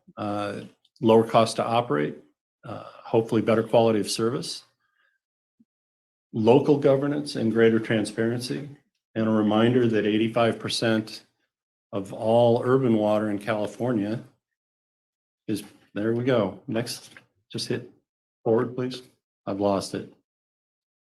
85% of all urban water in California is supplied by municipal agencies. So we're not inventing a new wheel of any kind. Activities to date, we have 4 phases of this whole project. Phase 1 was proving financial feasibility, took about a year. That was November 2019. The phase 2 was an EIR, which took almost a year and was decided to be pursued to support our LAFCO application. And we were sued over the EIR and it was later upheld by the courts. And we applied to LAFCO originally in October of 2020 and went through quite a bit of give and take with requests for information, requests for consultants. You may remember some of these excruciating periods of time. We had to update our resolution at least one additional time. We had to update our application. We had to do quite a bit of third-party research on tax impacts and so forth. We thought that would be done in December of 2021, but it was ultimately we did get our annexation approved and our sphere of influence and municipal services review was approved. What wasn't approved was our attempt to clarify the activation of latent powers.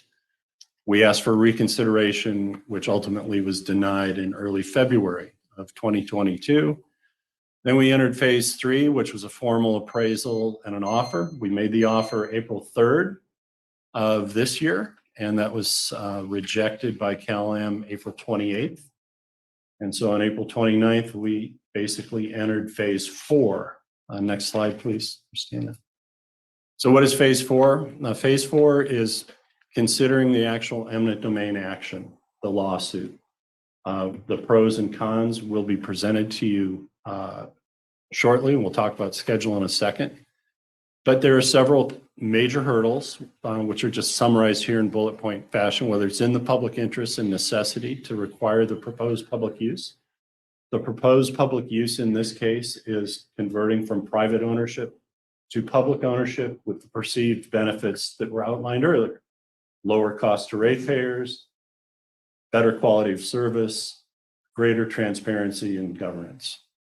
Whether that proposed public use is planned or located in a manner that's most compatible with the greatest public good and the least private injury, whether the public sought to be acquired is necessary for that proposed public use, and whether the proposed public use is more necessary than the current use. And those will be the key findings that you would have to embrace in a resolution of necessity. Next slide, please. So what we're looking at schedule-wise is you will have a closed session to consider entering into litigation or condemnation action on September 7th.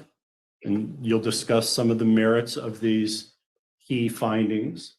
You'll discuss some of the other underlying evidence of support for those findings.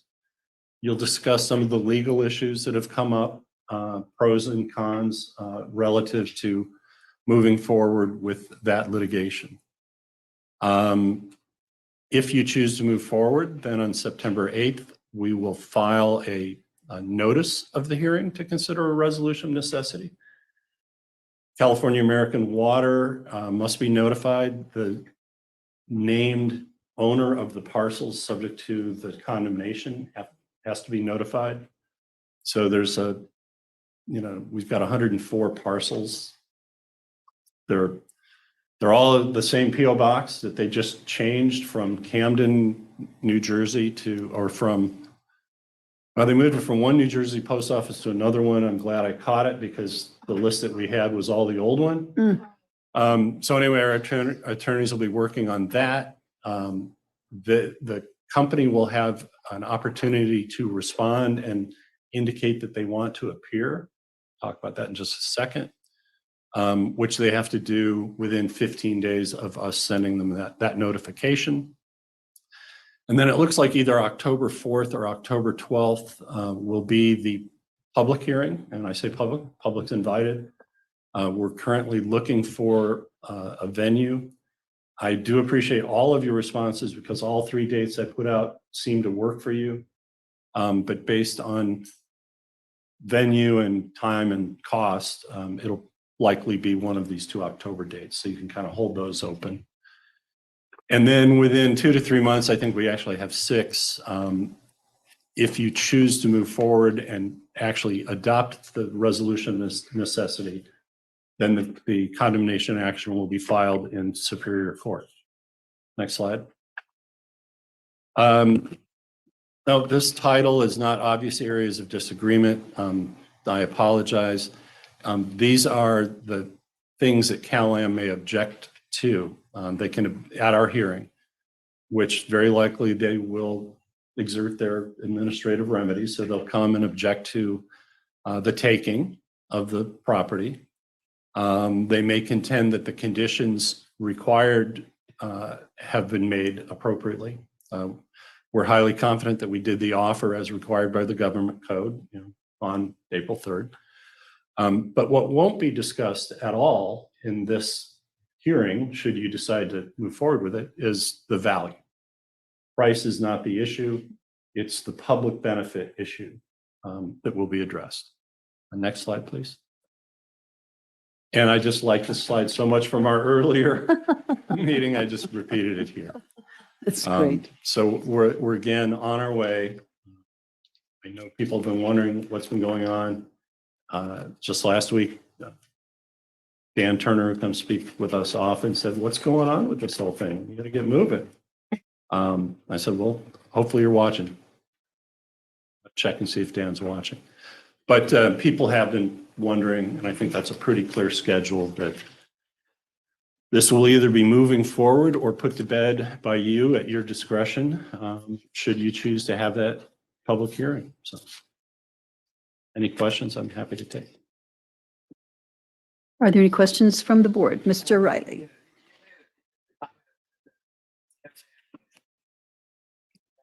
They'll be making a spirit or something like that. I thought, is that outside of the schedule?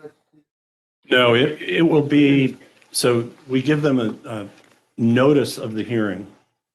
And the requirement under the law is the owner, as it appears on the assessor's roll, has to be notified of the property you are taking. Now, this is complex because we've got over 100 parcels. They're all listed as California American Water. Occasionally, they're listed as California American Water, General Tax Group. But they all have the same address. They're all going to basically in care of American Water in New Jersey. So, we hope to sweep together by sending the letter. Oh, it's by first class mail. So obviously the law was written at a time that,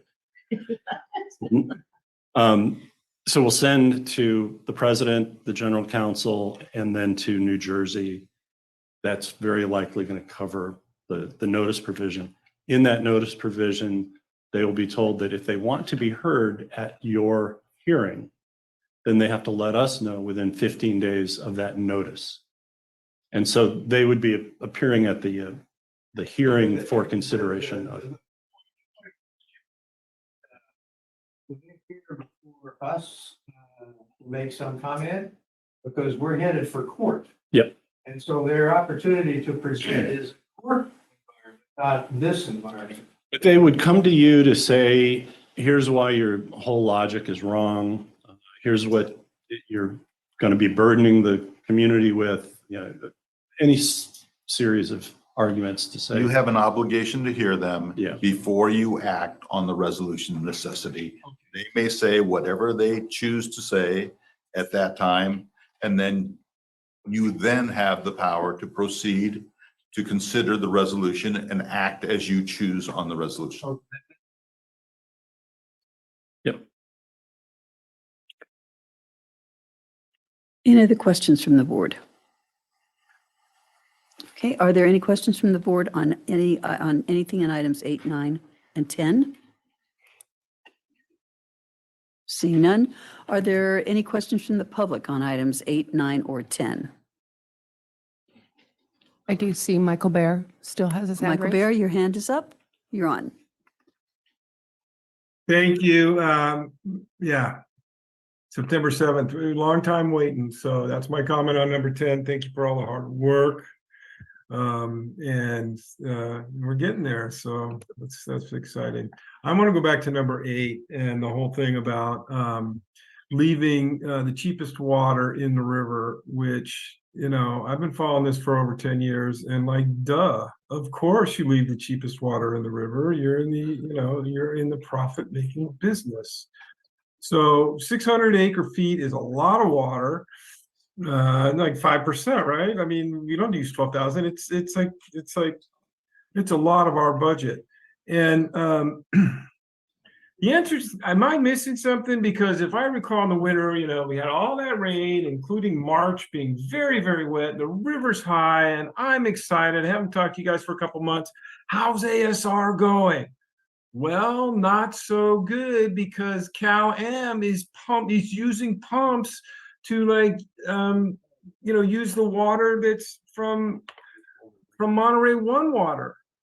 The solution, water management, you guys have it nailed. What are they doing? Public necessity, and when the water's in the river and it's flowing, that is the water you use to give to the people. And you can also get it flowing in that direction to fill ASR. The water should all be flowing from the river towards the peninsula when the water's high.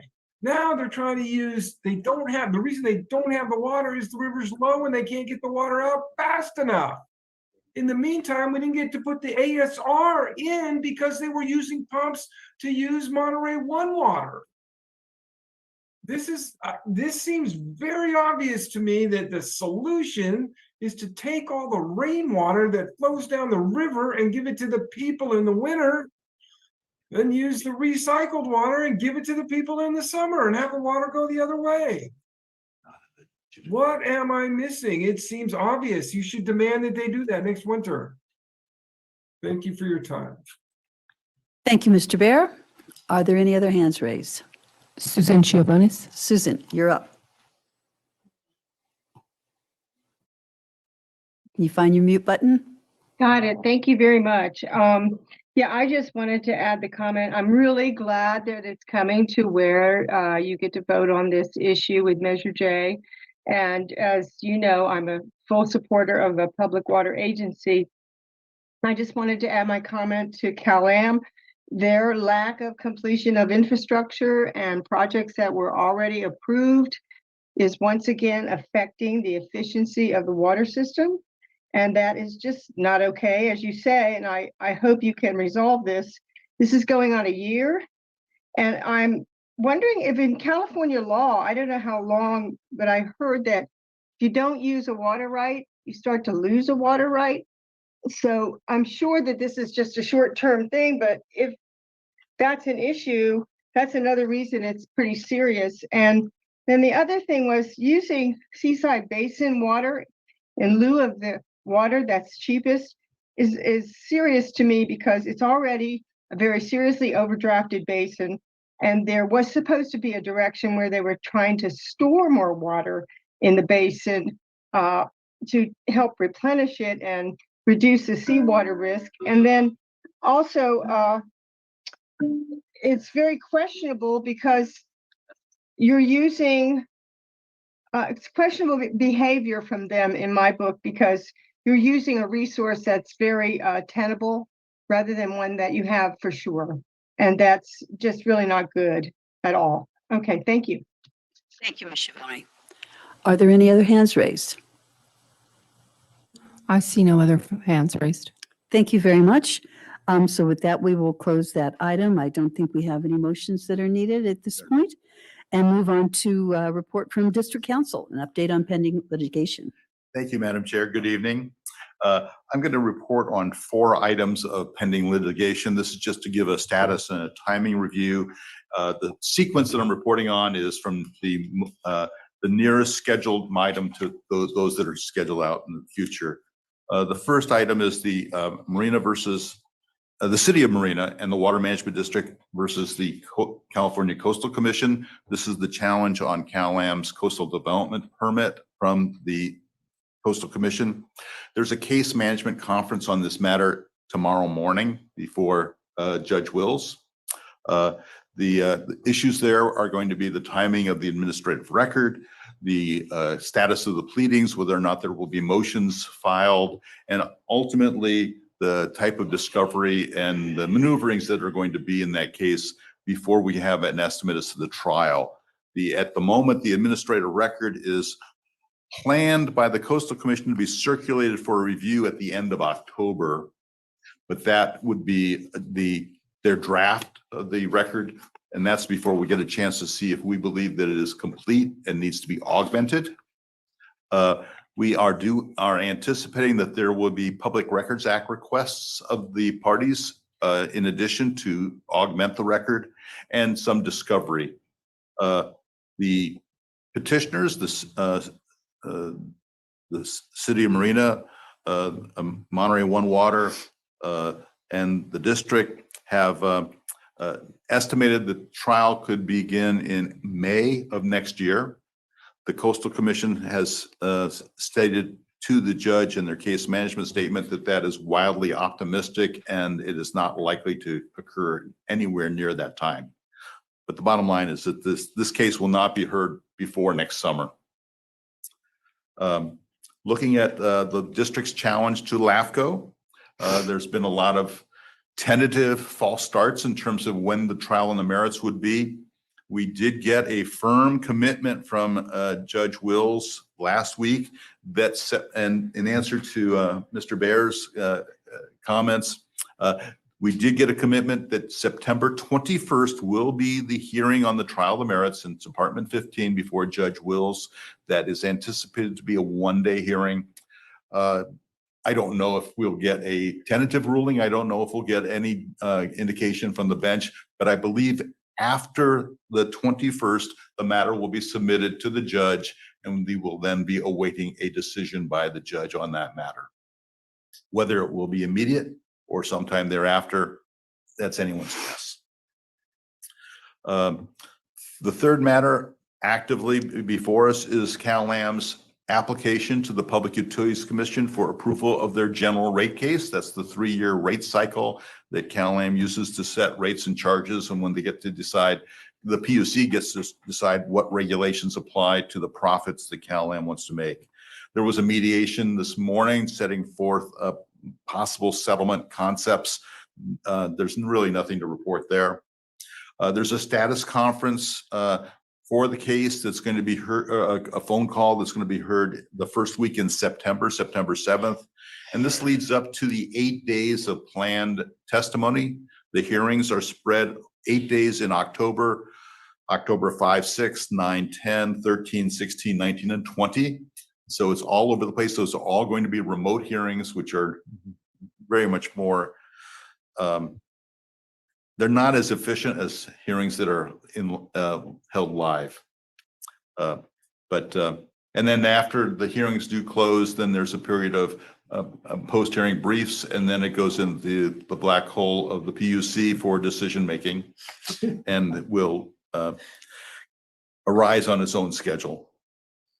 And then finally, there's the valuation workshop. That's where the Public Utilities Commission is holding a workshop in terms of what considerations should be given by the acquisition of new systems, systems that are in distress or otherwise by public utilities.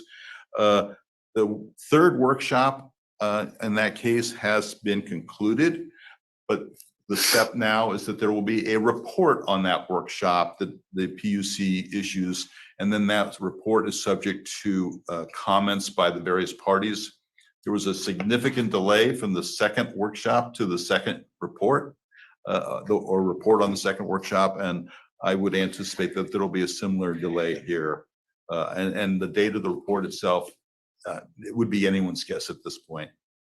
That concludes my report on matters that are pending through my office. Thank you very much. One quick Yes. clarification on the Coastal Commission. I think you inadvertently said the 3 petitioners included Monterey One Water. It's City of Marina, Marina Coast Water District, and ourselves. Excuse me. And we did file comments on the second report on the valuation proceeding, which quickly received reply comments from CalAm. It's pretty much in 100% disagreement with our comments. Go figure. Okay. Thank you very much for your report. Any member of the board wish to make any question or comment? Thank you. Very Yes. quickly, is there a status update on perfecting the record in the taxpayer case on appeal, or is that not even? The record still is at the Superior Court and has not yet been transmitted to the Appellate Court. Okay. Thanks. Great. Thanks very much for your question. Any member of the public who wishes to make a comment or ask a question on this report? I see no hands raised. Thank you very much. Okay, with that, we will close item number 11 with thanks to our general counsel and go to director's report, including NEAB 1234 reports on trips, conferences, attendance, and meetings. Mr. Riley, your name is on here as always reporting, so thank you.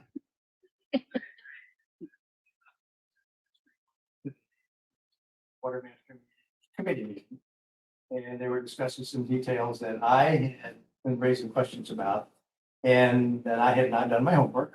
And I kind of went with the crowd. And then I came home this afternoon and did my homework and was sorry I didn't disagree with the crowd. Because I had a very different opinion about validity of what they were doing. So anyway, I'm kind of reporting this for its benefit as well. So tomorrow I plan on reporting back to the committee saying I was unprepared. I'm sorry I agreed with what I did agree with. I no longer agree with it, and I'm going to ask that it be resubmitted to the committee for review. That's I didn't represent you well, but I did. Well, I did go. your diligence is totally appreciated, honestly. Anyone else with comments or any AB 1234s? Okay, nothing. All right. With that, we will close item 12. We've already heard 13. With that, now we will go to item number 14, which is consider adoption of an urgency ordinance regarding second bathroom protocol. I was just going to say bathroom protocol, but that just didn't sound right. Okay. Madam Chair, this is Stephanie Locke, and for some reason I cannot get my video to start because the host has stopped it. I don't know what that means, Sorry, but I can go ahead without it, obviously. But We can No, hear you. we have the PowerPoint, Yeah. so it'll be on the screen. I'll just go ahead and go with this. So this should be a short item for you. This item is to consider adoption of an urgency ordinance that will clarify our Rule 24 second bathroom protocol. And sorry, since I can't see that, make it to that point. So basically the second bathroom protocol was adopted in 2001. And what it does is allow people who have less, actually what it was originally was if you only had one bathroom in your house, it would allow you to add a second bathroom under the premise that it was for convenience only. And so this would allow somebody to be able to add a second bathroom. If you had a bathroom and a half, you could add a bathtub to the second bathroom to create 2 full bathrooms. And again, this was for convenience only. It does not debit an allocation or an entitlement. So all of the CEQA findings that were adopted as part of the original negative declaration to put this into place said that there is no new water demand associated with adding a second bathroom, that it just is for quality of life standards and does not add water use. So just coincidentally, in the last week, we had 2 people, and you can go to the next slide. Hold on. Can you give me 1 minute? I'm having an issue with it. Okay. Just sorry. Apologies.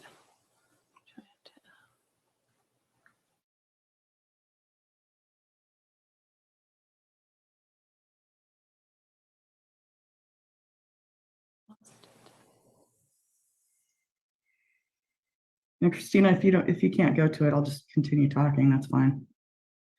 Let me see, maybe, Sarah, do you think you could share?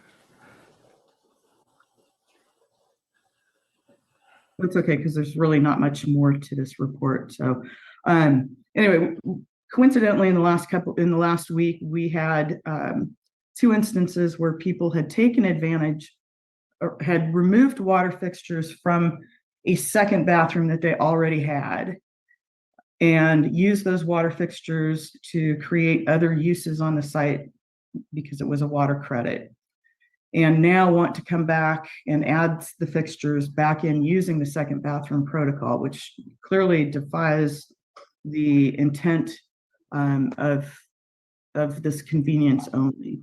So the proposed ordinance just is to clarify that if somebody has used credit from a bathroom, that they would not qualify to use the second bathroom protocol moving forward.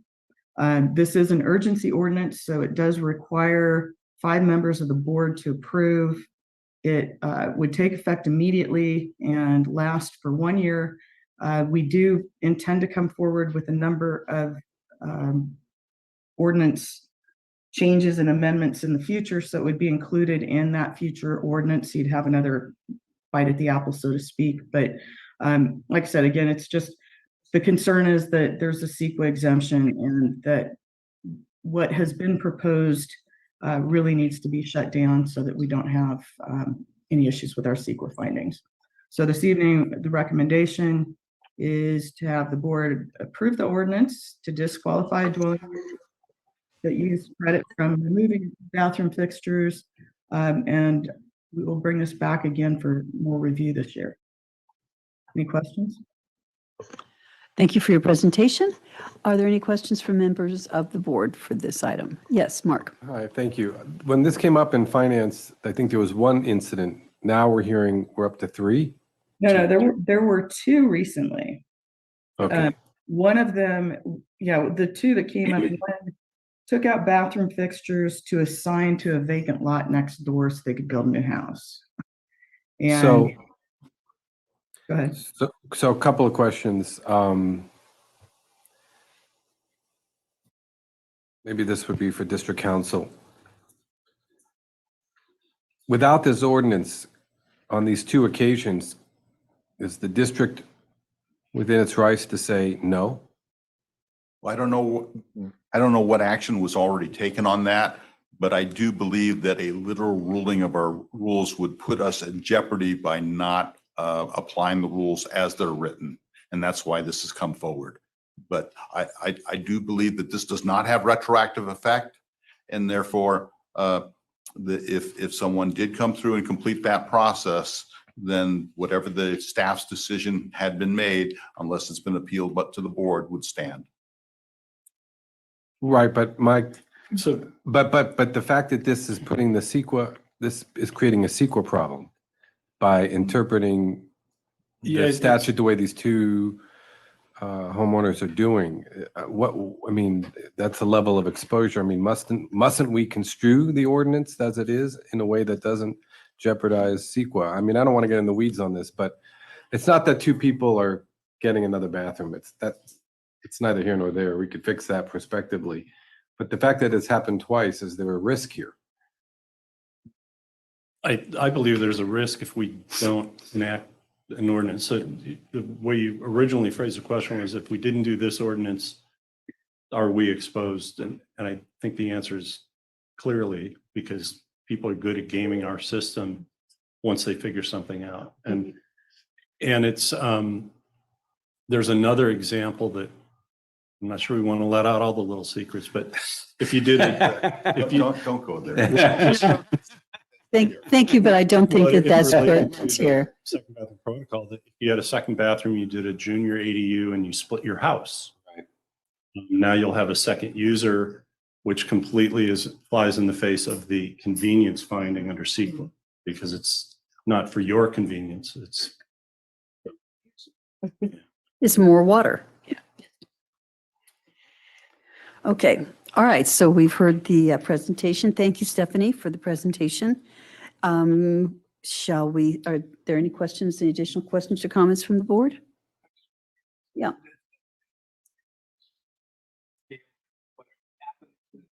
You finally crack it on, you go through it, it's double dipping, but you get, because the law doesn't cover it. Yeah. Good. Closing a loophole. And- Does this mean that any adjustment to the language would need to be made, or just find the way it stands? That's what's proposed before you in the ordinance. Is that the language, page 301 in your board packet, in section 3. Oh, yes, thank you. Now I remember. But an emergency ordinance only has a 1-year life, and so we'd have to correct it through a regular first reading, second reading, cleanup ordinance. Okay. Yes. Great. All right. So is there any member of the public who wishes to comment on this item? Mr. Rowley. Yeah, good evening, resident of Monterey. City of Monterey has already cracked down on this. And this is by the development director at I think at the planning commission, announced that can't do it. So it's basically supporting what you're proposing doing here. So yeah, and fairness, we need to be fair. I was around when they put the second bathroom ordinance and passed that, and it was a godsend. But it's not a loophole for adding second units. So if you can't add a second unit, that's more people, and then expands the capacity or whatever you need for more water. So thank you. Thank you. Any other comments from the public? I see no hands raised. Thank you. I remember when this happened, and I think it was a family in Pacific Grove. It was mom, a dad, and 3 daughters. And he was waiting in line every morning for all 3 of those girls to go through. And he realized, I'm not going to use any more water. I'm just going to save a little time here. At any rate, thank you again for the presentation, Stephanie.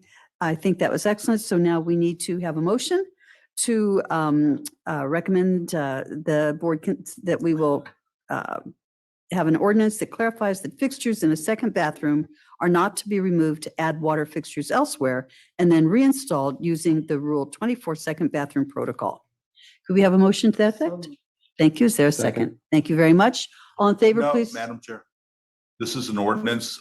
Our enabling act requires all ordinances go by roll call. Thank you very much. Yes. Could we have a roll call vote, please? Yes. Director Oglesby? Director Paul? Yes. Director Eisenhart? Aye. Director Riley? Director Edwards? Vice Chair Anderson? And Chair Adams? Aye. Thank you very much. As an urgency ordinance that takes effect tonight at midnight. Thank you very much. So there you have it. Thank you, Stephanie. I hope that you're pleased with that. Okay, moving forward now, we will go to item 15, which is an action item and considering approval of a contract with Rincon Consultants for environmental consulting services for an addendum to the EIR for future district water allocation process.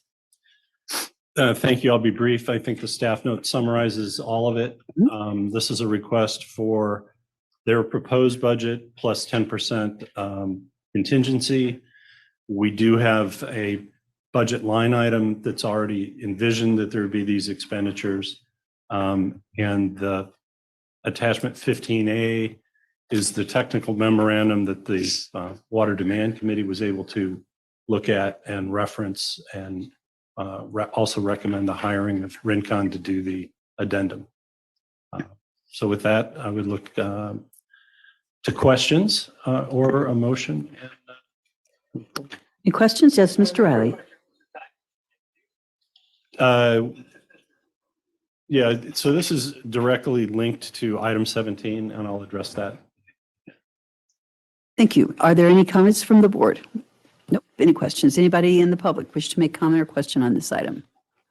I see no hands raised. Thank you very much. Yes, yes.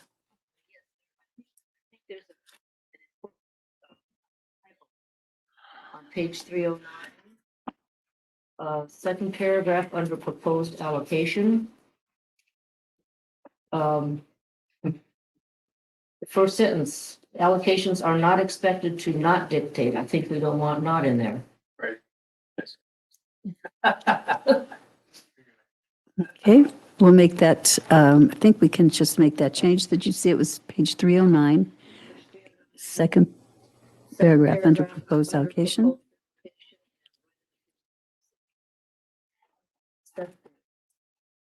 Gotcha.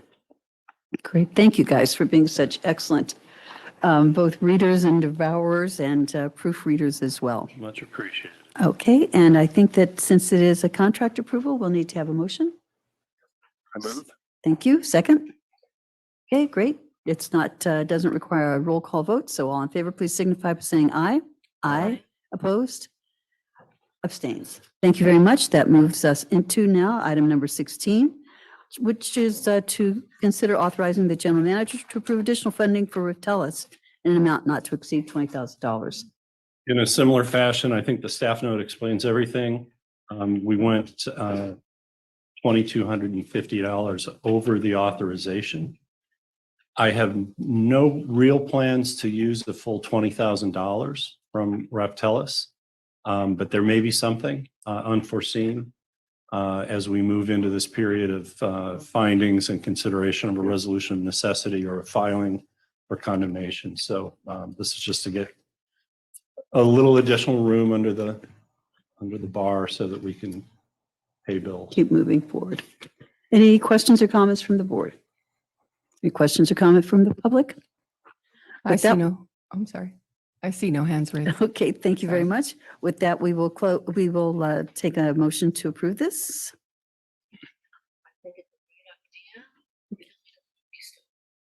And they're the type of folks where we may have a question that comes up about low-income ratepayer assistance. So can show us, remind the board that the numbers work based on our tax collections, something simple like that. I so move. Very good. Thank you. Is there a second? Second. Very good. All right, thank you. All in favor signify by saying aye. Aye. Any opposed? Hearing none. Okay, thank you. With that, we will close item number 16. And we are into discussion items.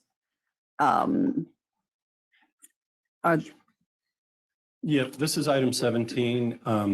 Christine, are we working yet on sharing? I'm hoping. Because the printed version in your folder, some of them may only be single sheets, missing every other page. Oh. I didn't notice that. So let's glance at the screen because it seems to be working. Yeah, mine's. Oh, yeah. every That's other- funny. I didn't even pick that up. It's only funny if you're not the guy giving the presentation, you go, is there a graphic there? Moving forward. So what do we think? I see. Oh, yeah. Let's see. Hold on. And I got so excited, it was a short presentation. It'll be relatively short. And Christine is wondering how to grow a third arm right now. Welcome to got the a lot dis- going welcome on, to the too. district. Yeah. Goodness.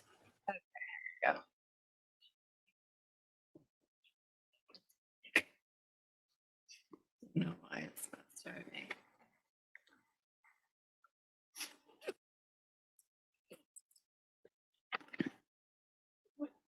Could have just called it creative pagination and got it past us.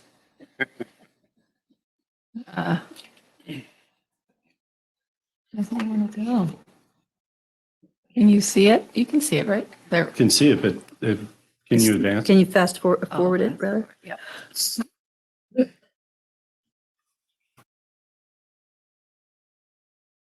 Did you want me to go further? Yeah, Oh. yeah, next slide, please. Thanks. Okay. You can always try the arrow keys if They're not working. So, okay. I'm doing that and it's not showing. I apologize. My screen is not showing it. Sarah, can you share your screen, please?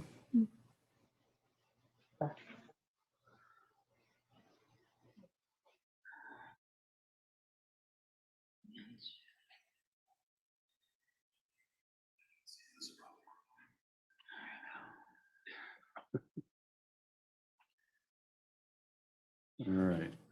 While we're waiting, going back to the October hearing, what are the venues that are in the running?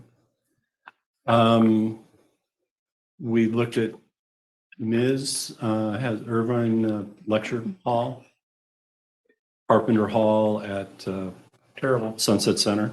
Mm. Well, we've done some things there. It's not the best, yeah.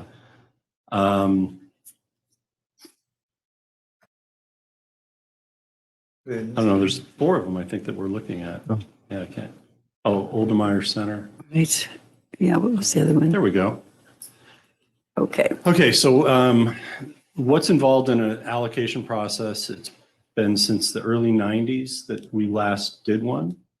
But the idea, the concept, and the reason we did it in the first place is we, the resource manager, wanted to be able to count water as it goes out so we knew how much of a scarce resource was remaining at any point in time and that we could better identify our needs. Now, to be honest, certain jurisdictions allocated their total allocation very quickly. Other jurisdictions didn't. But then the moratorium came along many years later. And so there were jurisdictions, actually Seaside's a great example of where they have allocation, but they're a lot of raw land development and they can't set a meter.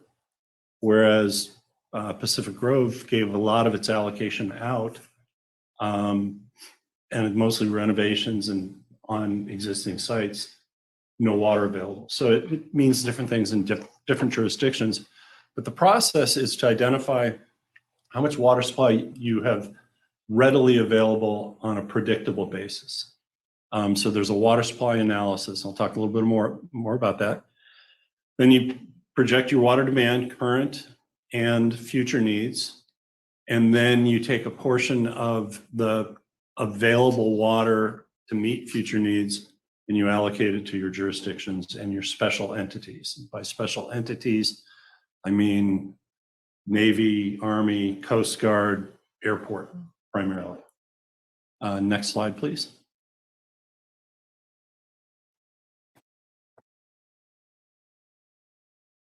Sarah?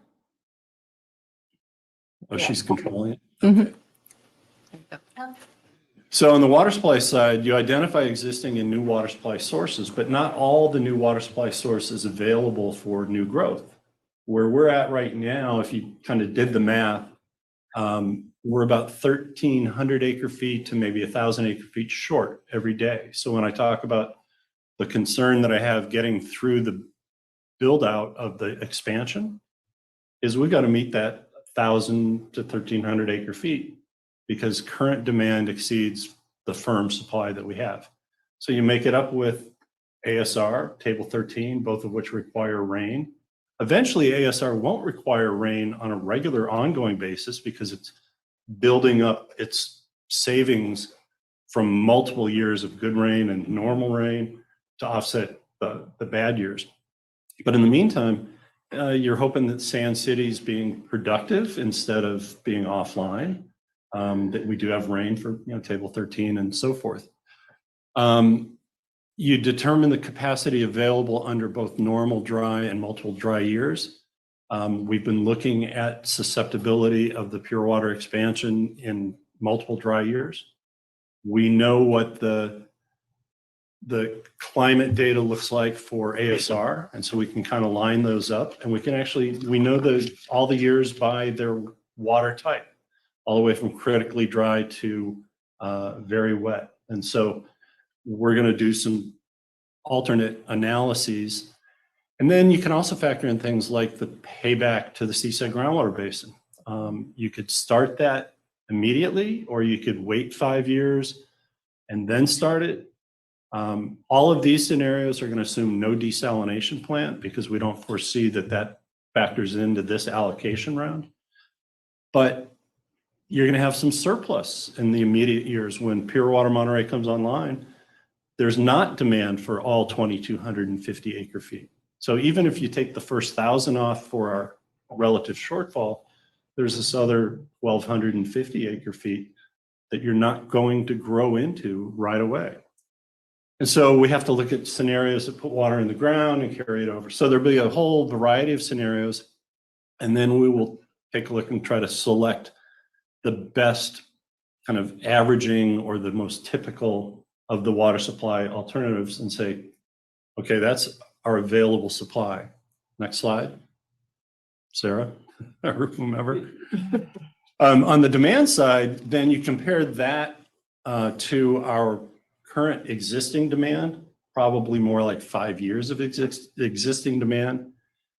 And you allocate part of this new supply or this available supply to that shortfall. You look at the remainder, and that's your new supply to meet future demand. And then you're going to estimate your future residential demand either through the growth forecast for population or the RENA housing numbers, because they don't line up despite all of AMBAG's assurances.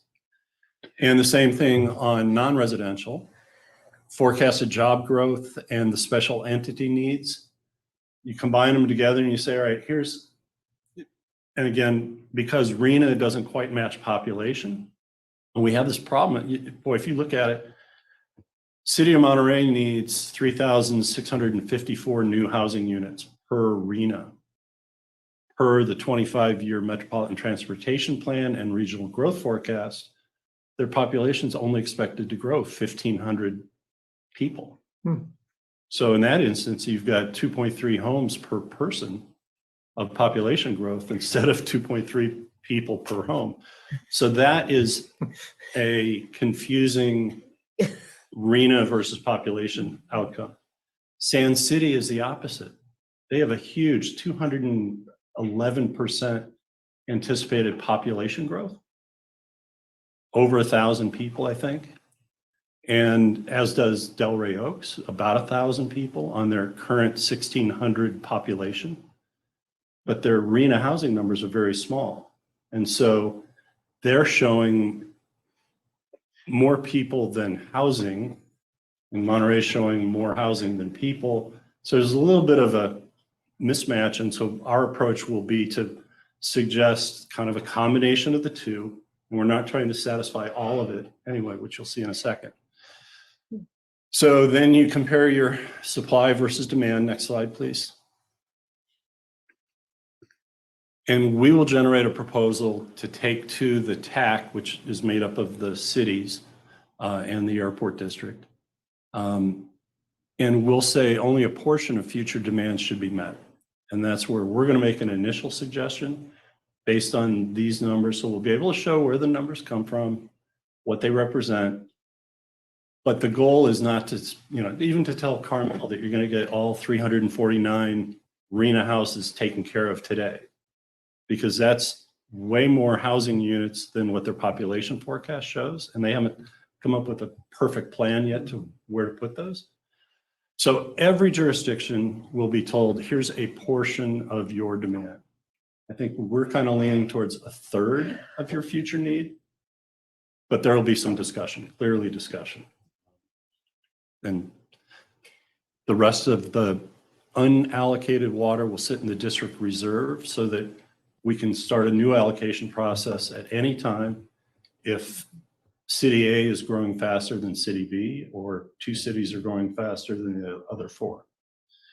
It will require an ordinance because we, the district, memorialize these allocations in our rules, and we memorialize what goes in the district reserve in our rules. So there will be an ordinance. And so all of that affects schedule. Next slide. Thank you. So this is, and this will go to the timing on the CEQA. So we should be able to start CEQA next week. As I have mentioned, it's an addendum. It's not going to take a lot of new analysis. We hope to get letters out to the special entities regarding their future plans, because captured in the AMBAG growth forecast through the job creation are kind of normal non-residential growth. And so what we're doing is using job growth as a proxy for non-residential water use. But, for example, Naval Postgraduate School wants to build an innovation center, $500 million, right? Close budget. But I'm not going to confirm or deny that. So there are some projects that we will know about. There are some projects we won't know about, and their timeline takes, we've met with the Navy and the Army at length over the years, and there are projects that have been waiting for funding for years and years. So we need a little nudge to their facility staff to say, what are you thinking of that we may have missed? How much new square footage for these kinds of purposes are you going to be seeing? How much will you be taking out, and so forth? So we'll try to guide them through to get a better sense of what their needs might be. Same thing with the airport master plan. We've all seen that, but they've sunk 2 new wells for some irrigation purposes and possibly for rental car usage. So we need to talk about, well, what are you building that's going to require water? How many square feet are you taking out, and so forth? So the special entities will be kind of on top of the job forecast proxy. So we have to get those letters out by mid-September. We'll take to our own water demand committee what our preliminary proposal looks like, thinking that October 2nd meeting, because the next chance would be in December. We will send out notification to schedule 2 technical advisory committee meetings with the jurisdictions in November and in January. The CEQA, RINCON has told us about 8 to 10 weeks for a draft for the district review. So we're looking at 10 to 12 weeks for bringing that back. So I thought we could bring it in, worst case, the December board meeting for certification. And then a second technical advisory committee meeting under the assumption that they're going to make certain requests of us to make revisions or to consider alternative scenarios, bring it back to the cities and the special entities at that meeting, update our water demand committee at the February meeting that's still to be scheduled, an update to our board at the board meeting in February, then hold a policy advisory committee, which is mayors and city managers, or city council members, depending on who's appointed whom. That would be you jointly with their representatives. And then hopefully everyone is in agreement by that point in time.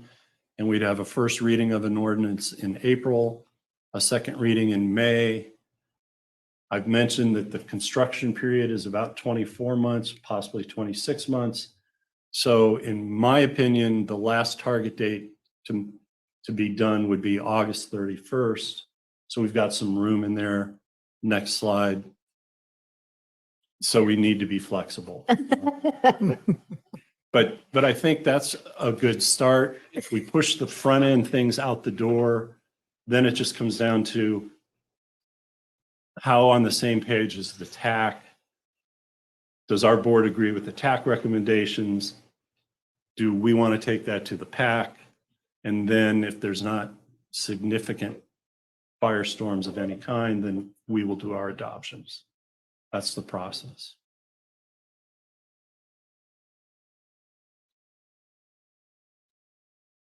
Or told us all this before, but, I want to hear it again. What are the big differences, the sources that make RENA and AMBAG so different? Well, I could screen share two other presentations where I've shown why they're not supposed to be different and that AMBAG said they weren't different. AMBAG does 3 primary work products, one every 8 years, and that's the RENA. It's on an 8-year cycle. And they take what the state housing and community development tells them on a regional basis, and then they push that to, and it's either council of governments in some areas or the planning groups like AMBAG in other areas. And then they push that further down to the subregion so they can take an overall regional number, like in our case, split it really only between 2 counties because San Benito County has its own council of governments that does this work. And then they push it down to the 12 cities in Monterey County. And so we look at the city numbers. Then they also do a regional growth forecast every 4 years and a metropolitan transportation plan / sustainable communities strategy every 4 years combined. And that document is to look at the growth forecast and say, if our population is expected to be this over the next 25 years, do we have the transportation infrastructure to support it? Okay, we do or we don't. If we don't, here are things we need to look at as a community. And so that's every 4 years. And by law, it's on the same 8-year cycle as RENA. So this was one of those harmonic convergences of all 3. And you will read the regional growth forecast, and there's a table of job growth, population growth, and housing units, identical to the same tables in the Metropolitan Transportation Plan. The Metropolitan Transportation Plan says this plan includes the 6th cycle RENA housing analysis. So as if they've planned for what RENA, their third product, says is going to be the need. And the 6th cycle plan has an adoption calendar. It says May 2022, AMBAG adopts Metropolitan Transportation Plan, keeping RENA in mind. So the RENA document says it, and the Metropolitan Transportation Plan says it. And this document says we rely on the regional growth forecast. So they're all tied together. Until you really look at the numbers at the sub-regional basis and you come up with these anomalies like, why do you need 3,654 units of housing under RENA for the city of Monterey, or just over 1,500 people expected to arrive in the population? So we will have high and low versions of what you need for people for each of the cities.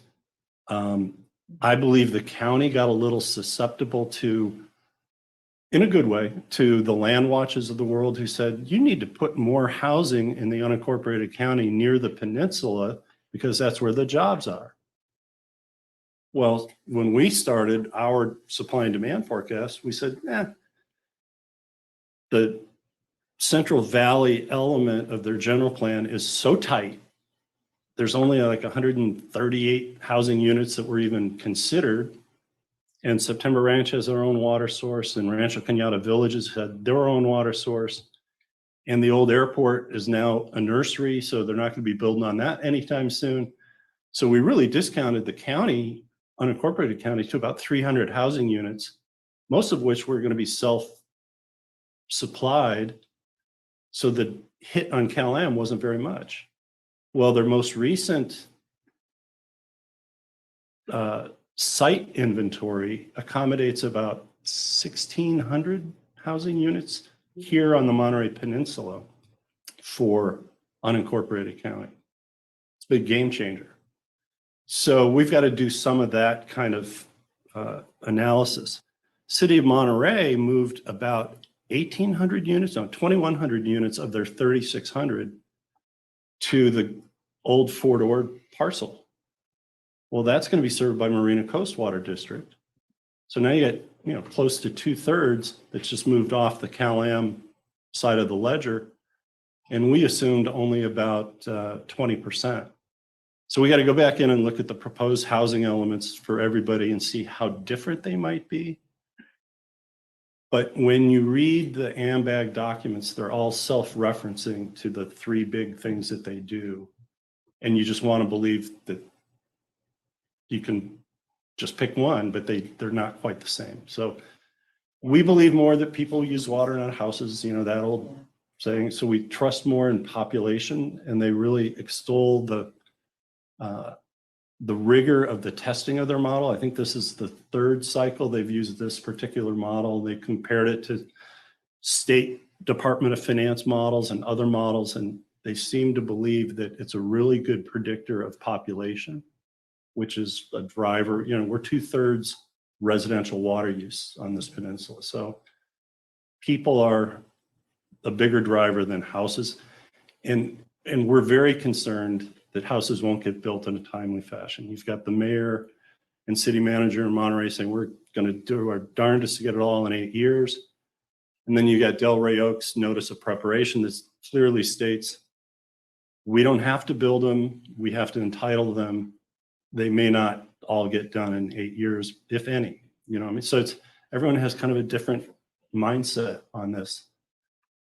But if the people come, that's what we're tracking. And so you want to get to a point where you allocate enough water for people and jobs and get to a point in the future where you can pause and then look backwards and say, are we going faster or slower than what our anticipation was? And is there a city going faster or slower? I'm willing to predict that Seaside and Monterey are going to be heavily dedicated and moving faster, at least for the first several hundred housing units. But, imagine City of Monterey, let's say they get to 350 new housing units. That would completely settle Carmel's number, but they'd only be 10% along their path in Monterey. So the dynamics of commitment are going to be different in different cities. So. Is the sausage really going to be made during the TAC meetings? Likely, because we would expect their technical people to come having previously spoken to their policy people, meaning a little bit of direction from city council. Is it typical for, I'm new, right? So I've not done this before, right? Do board members, division directors ever attend the TAC meetings? To observe, you could. We've never had. Make faces, nothing? So the last time we had anything of this import was our water supply charge, the implementation of the water supply charge in 2012. And it almost went just straight to the PAC because it was kind of a large scale policy change. I think I'd be interested in sitting in on the Yeah. TAC meetings. I mean, just watching and listening. Well, in the early 90s, when we did this, there was a lot of divisiveness among the cities. And, they went through a deep exercise of trying to identify lots and what they were going to build on and what their needs were. But no one wanted to get shortchanged, except one city that volunteered to be shortchanged. And then they had regime change, and they decided we shortchanged them, and they wanted the process looked at and subject to CEQA, which actually led to the analysis by Rincon as to whether we needed to go through CEQA again. So, but yeah, it would be entertaining. I just want to throw in an argument that the transportation issues, the commute problems, that I'm going to really talk about.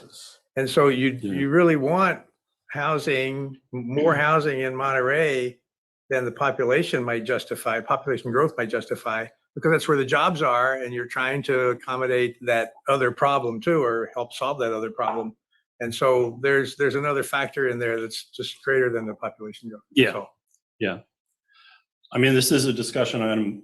I'm not sure we want to discuss how much housing or where it should be located. But I do want you to understand what the process for allocation. I do have kind of it's not just a policy question, but a historical question, but our district does that, but not all public water supply agencies do this. Is that fair? I mean, yes, because we count water as it goes out the door, and it's part of the building permit process. But all water suppliers on a 5-year cycle, so different than AMBAG's 4-year cycle, will prepare an urban water management plan, which has an entire supply versus demand analysis to it. And then there's also a water shortage contingency analysis that is appended to it. But So. requirements or those planning documents become an allocation process that's fixed the way ours is? No. Yeah. If I may, the original allocation arose because the cities were not able to divide up the water supply amongst themselves. And the Coastal Commission said that they would not certify any local coastal plans until the cities collectively decided how they were going to allocate the water. And the cities were not able to allocate the water themselves. So they came to this district and said, district, would you please allocate, participate in the allocation process? It was contentious. This board was divided because some of the board members wanted to focus only on water supply, not on water demand and allocation. And the cities actually asked the district to embark upon the allocation process. And the district then said, we don't have any money to do that. So the Coastal Commission actually made a grant of money to the district to run the allocation process at the requests of the cities. But over That's good time, history. That's other good history. jurisdictions have begun to create similar but different programs.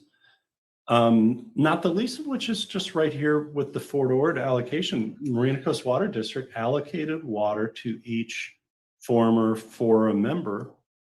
And so when you read about City of Monterey moving the number of units that it wants to the South Boundary Road site, that's going to be served by Marina Coast. I believe the allocation was somewhere near 64 acre feet, which is nowhere near enough to serve that number of housing units that they now have moved into that area. So they will have to negotiate with Marina Coast to get more than their Fort Ord allocation. The suburbs that the housing because of the water problem? Maybe, I can't really intuit what they did. But the suburban water users that get some Hetch Hetchy supply from San Francisco PUC, they all received an allocation. So East Palo Alto received a very tiny allocation based on historical use. And then Palo Alto and Mountain View grew towards East Palo Alto. And so when Amazon wanted to locate right there across from University Avenue in East Palo Alto offered money to Mountain View for a piece of its allocation of Hetch Hetchy water. So there are allocations in certain places, but not quite like what we do. There should be, because Is this going to be fun for you?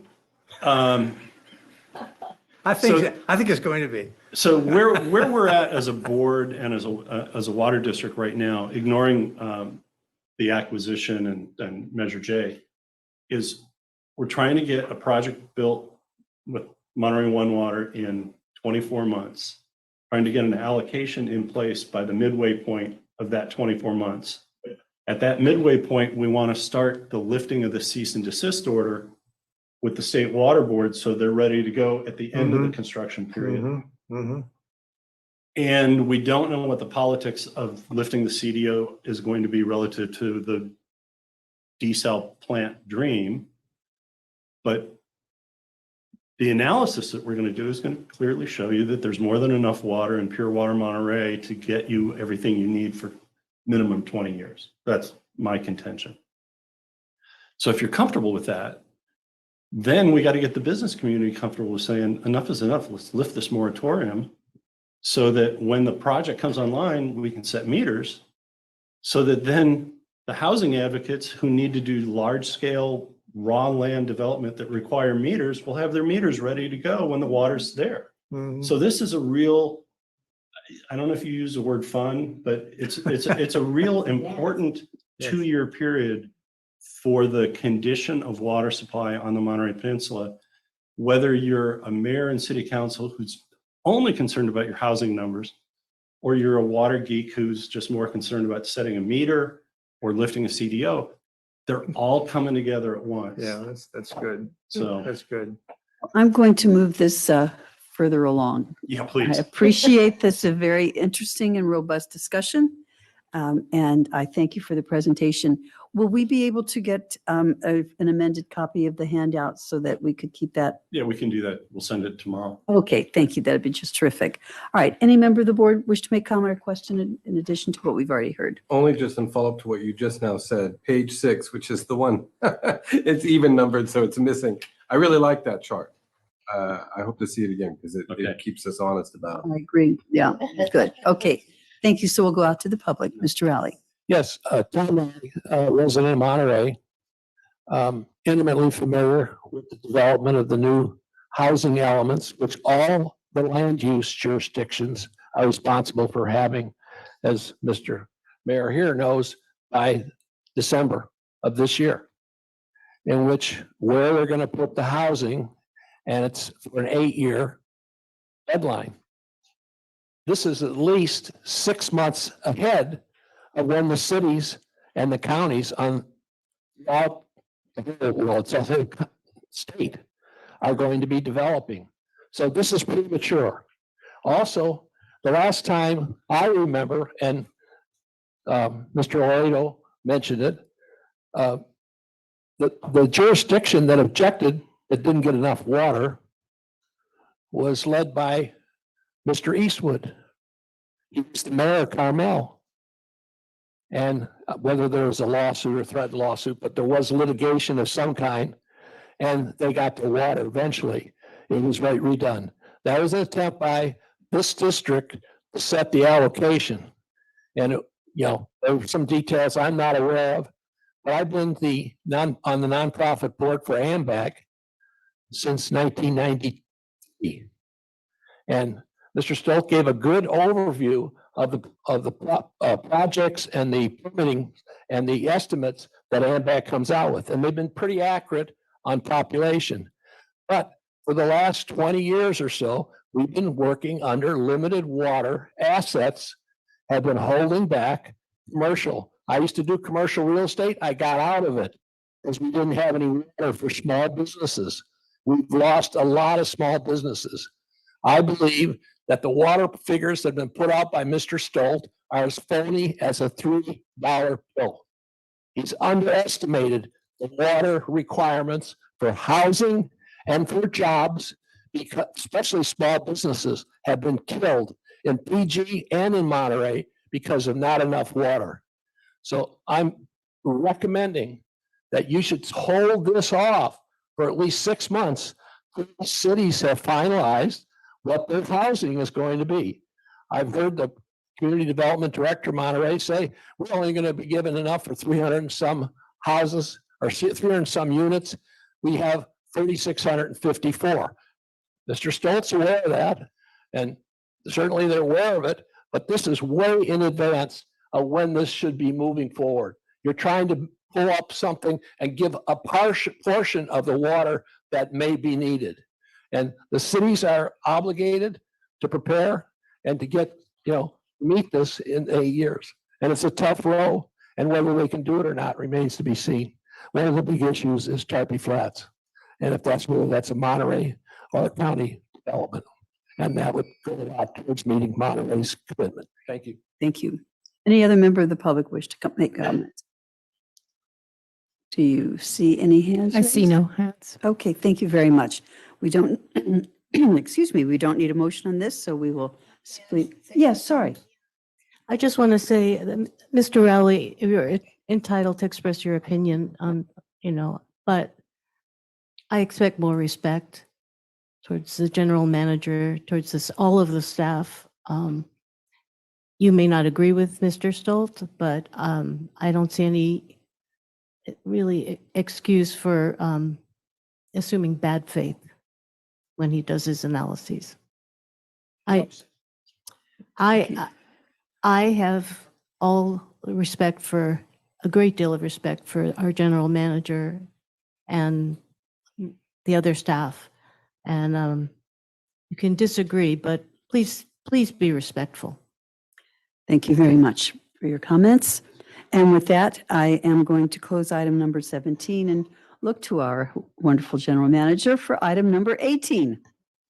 Well, this is an item for you to kind of discuss among yourselves, but one of the directors has raised a question of should we continue to have non-Brown Act committee meetings in person? Finance and Administration Committee is the only formal Brown Act committee, but we have tended in the past, prior to COVID, to try to run all of our committees the same way. Since we've returned from COVID, obviously board meetings and the Finance and Administration Committee are run in person in this format.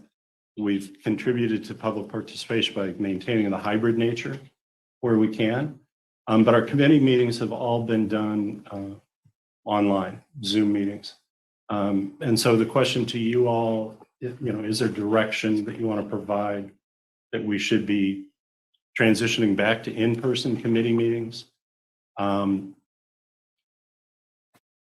We typically won't set up this same way. Oftentimes we just set up in the square. There's different ways to set up. But it's a commitment. It's a commitment of time and travel and everything. So I just want to hear your opinion. I'm not trying to get the last word in, but the housing elements are due to the state December 15th. So we'll have all that information by November. Thank you very much for that. So anyone wish to make comments on whether you want to Zoom or meet in person? I have the sense that more people attend if there's Zoom meetings. Saves a little carbon pollution and time with driving on these roads. Anybody else wish to weigh in? Thank you for that. Ian, do you have a feeling one way or the other? No, I think it may save staff time setting up the room, getting prepared for us. They can still do the meeting from their desk, right? So for me, if that makes it easier for them, and then of course, the 2 or 3 members that's coming to the committee, but so it shouldn't be for us. It should be the benefit is more efficiency with Bigger. the staff time. And so I would support that. I'll continue with Zoom in that vein. Okay, thank you. Any way to write in? Okay, come over here. I'll go all the way. I'll go to George and then I'll back to Karen. Thank you for your comments. Staff, public access that also I agree. has some value, and although I do like getting together, because I think that feels good. I don't know if it makes some more productive discussion, I don't know, but it can go either way. Okay, thank you, Karen. Yeah. What's your thought? Me too. Zoom meetings save time, and as you point out, some amount of pollution. But if is it more efficient for staff to do the meetings? Which way is better for staff, more efficient? Well, just staff, I think Zoom is probably, they're both, I mean, this is a headache for Make a decision, Dave. certain people. And I do enjoy being in the same committee meeting with Suresh and not having to actually look at him in person. He'll be in one office, I'll be in the other office. I think it's been better for our public. We've had far greater attendance with Zoom meetings. And, if I can save you guys a drive, you can plan your day better. So I lean towards wanting to keep the committee meetings Zoom until they don't work. Yeah, well, that's my preference. Too. I agree with you. I particularly have seen an uptick throughout all of the different committees and boards that I serve on, an uptick in public participation via Zoom. People don't have to, they can wear their slippers. And I think people generally sort of like that. So it sounds as if we have consensus that we will continue to employ the Zoom teleconferencing option for our committee meetings, and of course, meet in person for the board meetings and the executive committee meetings. Well, I guess, yeah. The administrative committee is the other one. Got it. Okay, great. Thank you. We'll Good. poll our TAC members to see what they want to do for the TAC. But I strongly encourage those to be in person, and That's a definitely That's a the Brown. TAC. I'm sorry, that's a Brown Act The meeting. TAC is Brown- TAC and yeah. PAC are Brown Act meetings, so. Have no choice. Okay. Well, thank you for that. I think we have come to a consensus on that. The last item on the agenda are the informational items and staff reports, which you all see and regularly comment on if needed. I'm not seeing anybody coming forward, so I'm going to take the opportunity to simply make a motion to adjourn the meeting at 8:48. Good. Thank you all very much. Very productive meeting.